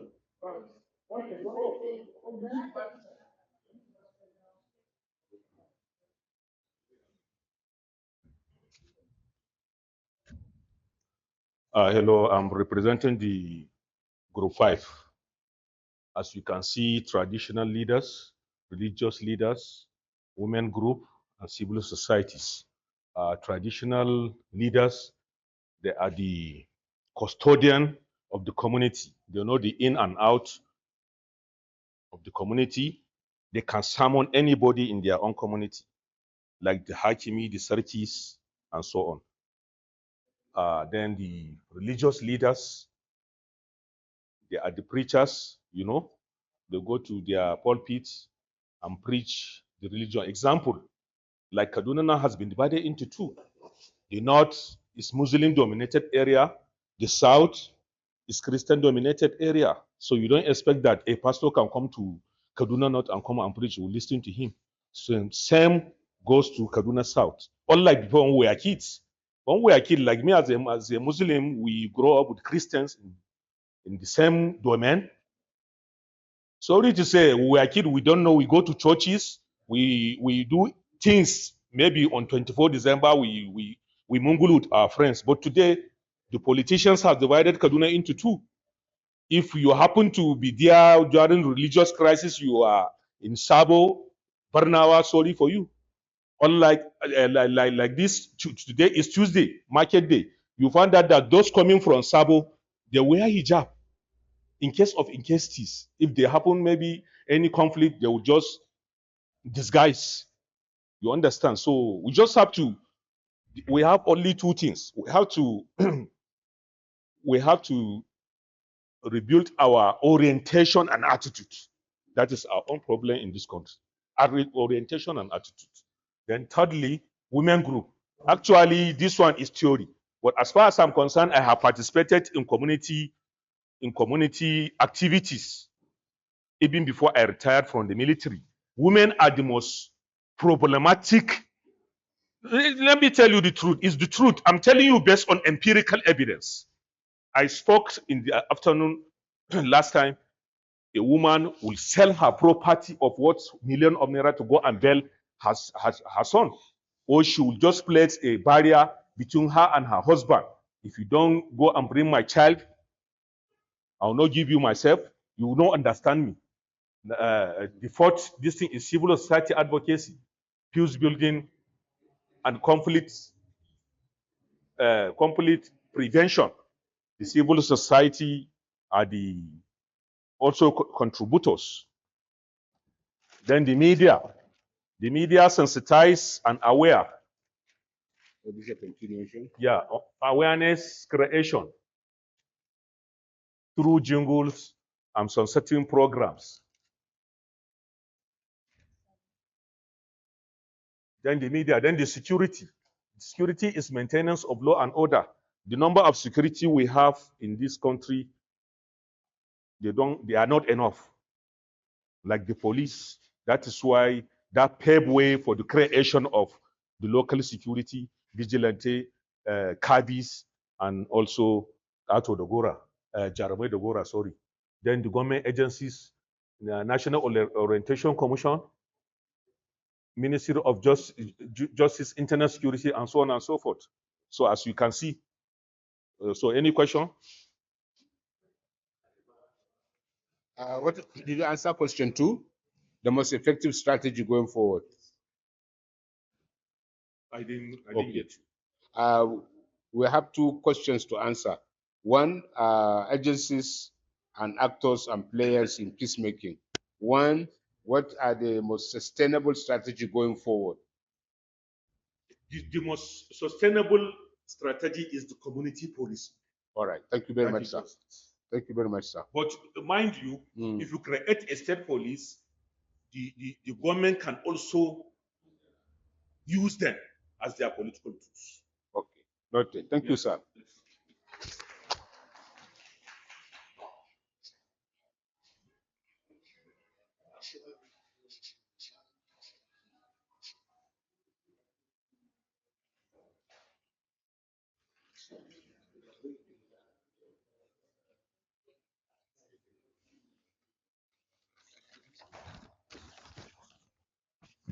So which is the next group?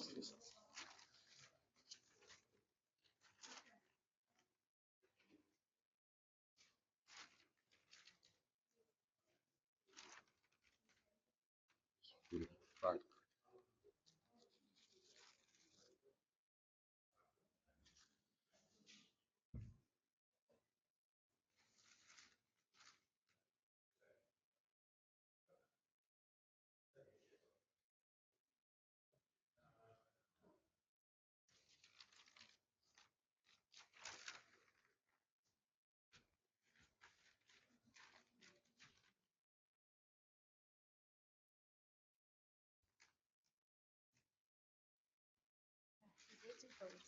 Huh? Oh, go ahead.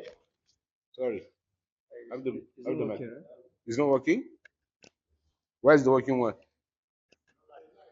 Oh, no light. It's just in case the lights come back. Um, Good afternoon, everyone. Uh, the first part of the presentation here is the mapping of the stakeholders, key actors, and other relevant CBOs and CSOs involved in, establishing a sustainable peace within our local communities. So number one, we map out the stakeholders based on the major characters to the minor characters. The first stakeholders that need to be engaged in, making or finding a sustainable way in making a sustainable peace within our communities are the government agencies. We have the Peace Commission and also the security agencies. They are not in existence. Okay, so then we have the Ministry of Internal Affairs, Security and Internal Affairs, Ministry of Social Service and Ministry of Human Services and Social Development. Then coming to the CSOs, we have the international CSOs like Action Aids, Human Rights Commission, among others. Then coming down to the media, they are playing their own role. We have mainstreaming media and social media. Mainstreaming media, the radio and television. The social media, that is the WhatsApp, Facebook, Twitter, and Instagram. Then coming to the community-based civil societies or community-based organizations, we have the Youth and Women Development Associations that we have in our own local communities. Then the next part of the presentation is the strategy or effective strategy going forward. Number one, we outline the community engagement, that is through dialogue or community dialogue. We are to engage the community leaders, religious, and that of the youth leaders, women leaders in a dialogue in order to establish a social cohesion within the particular community.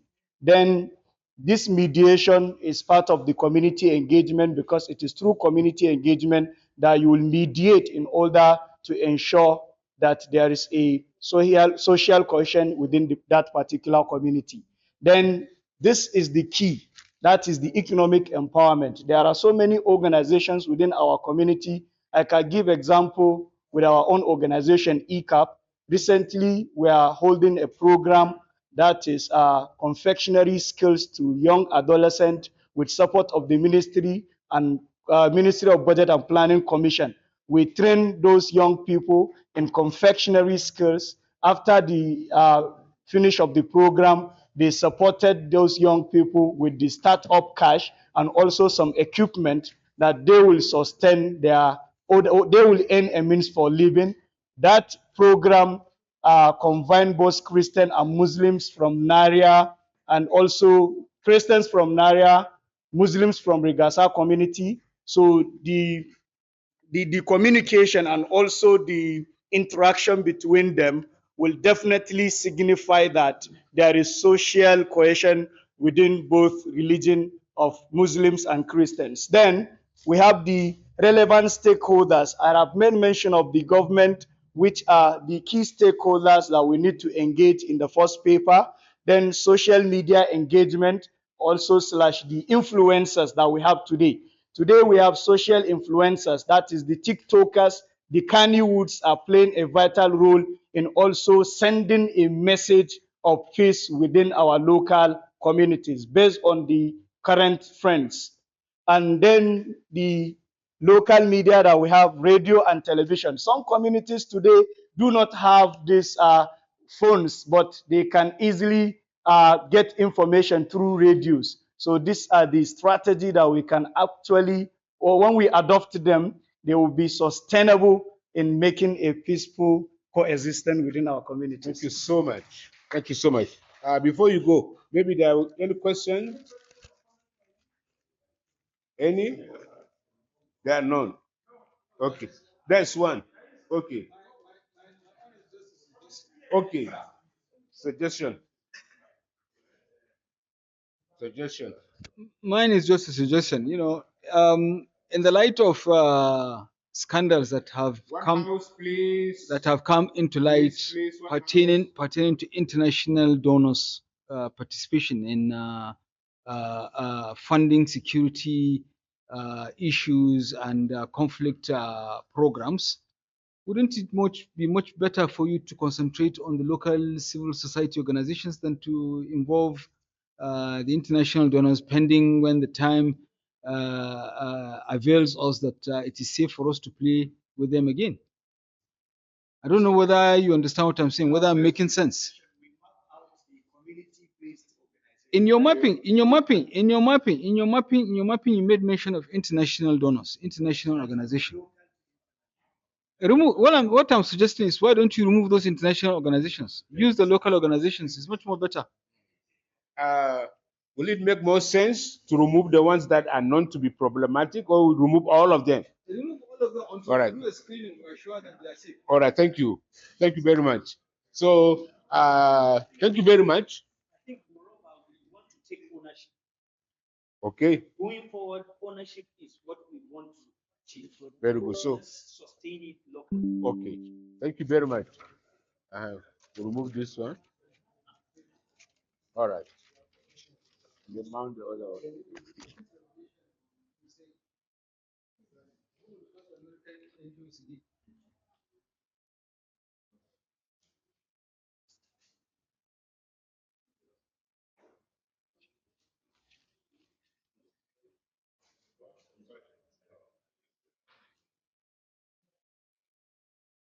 This is the last but not the least. Is that correct?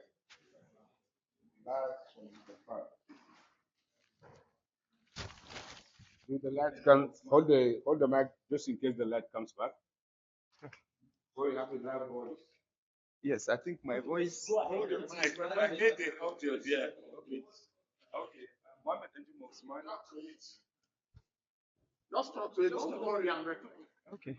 Mohammed Njuma Usman presenting on behalf of Group 4, which perhaps, as he said, the last but not the least.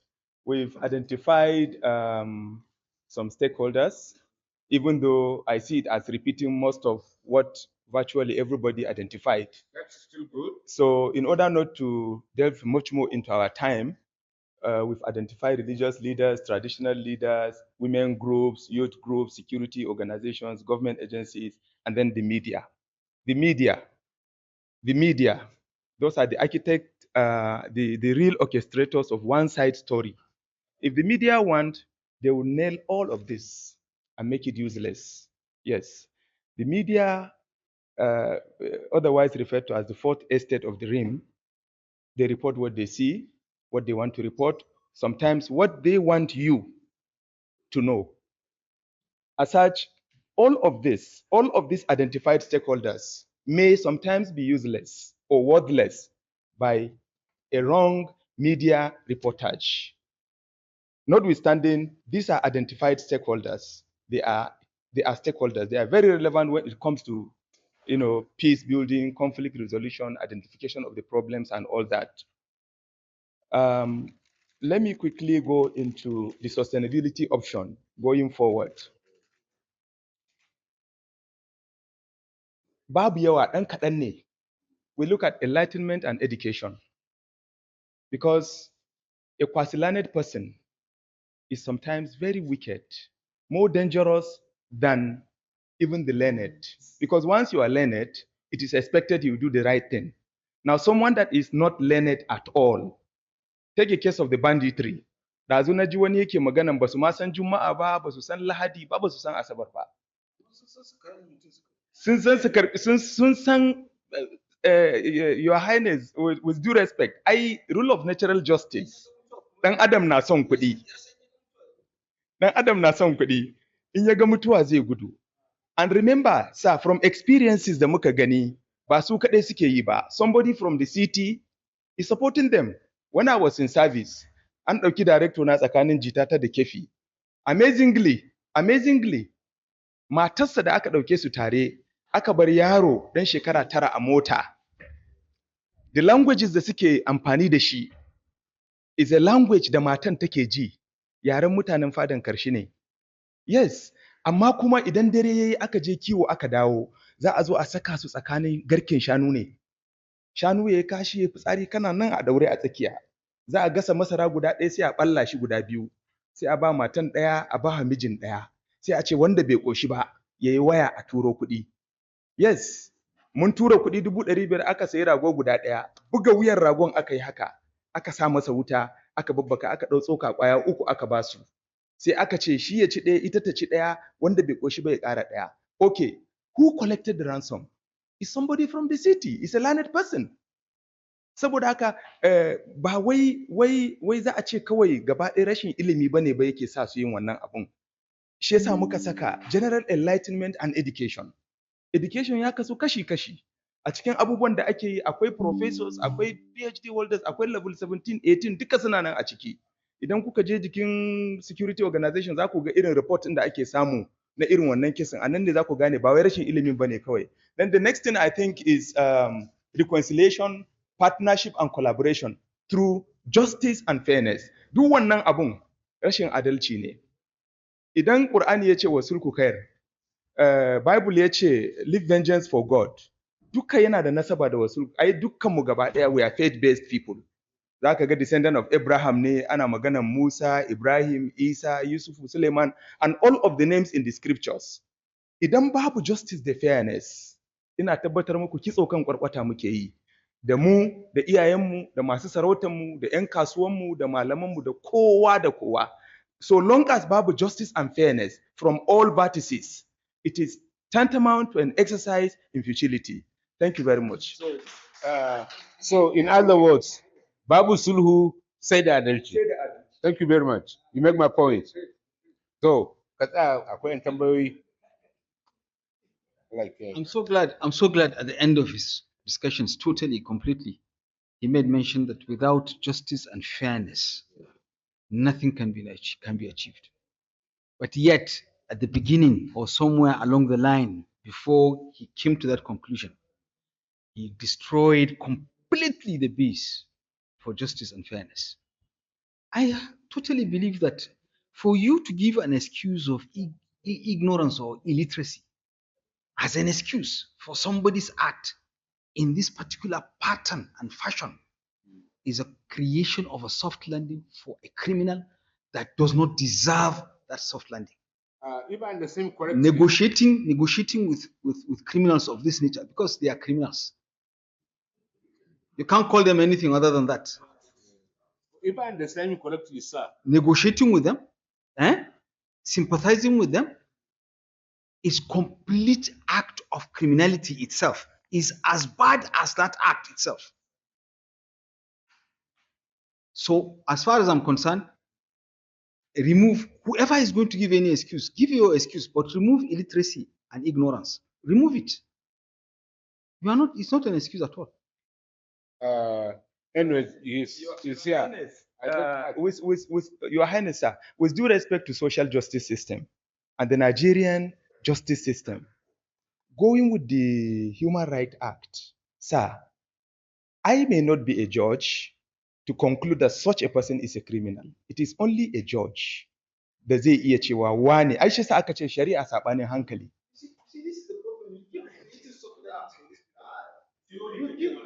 It's a practical, it's an existing reality, gentlemen. It's an existing reality. Yes.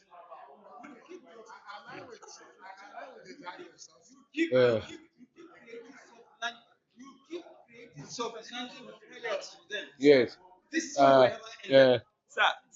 Sir, gentlemen, I'm not. I ban the interest in dividing the whole of duk abin da muka tattauna anan. But contextually, mu tafi the social justice system, the Nigerian criminal justice. I don't want to quote any section of the law. We are advocates. We are stakeholders. Our own is to propel, to say it. for this thing to become a law or an entity or a kind of a symbol of authority in itself, it requires so a long chain. I'm saying the existing reality. It is not a theoretical.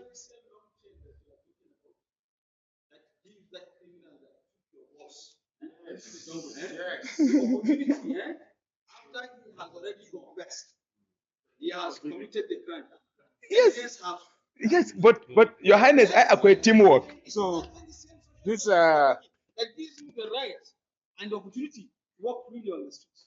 the issues are extremely serious and opinions can be very strong on it, and we should be able to listen to all and learn from each other. But you will agree with me, we have had a long and productive day. Clap for yourselves.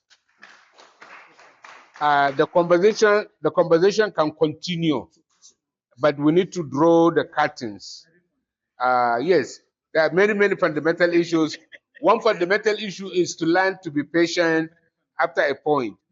We can't finish the problem today, but absolutely, yes, you may go ahead and take your seat.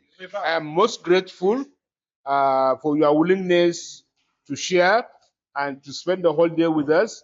I'm extremely very grateful.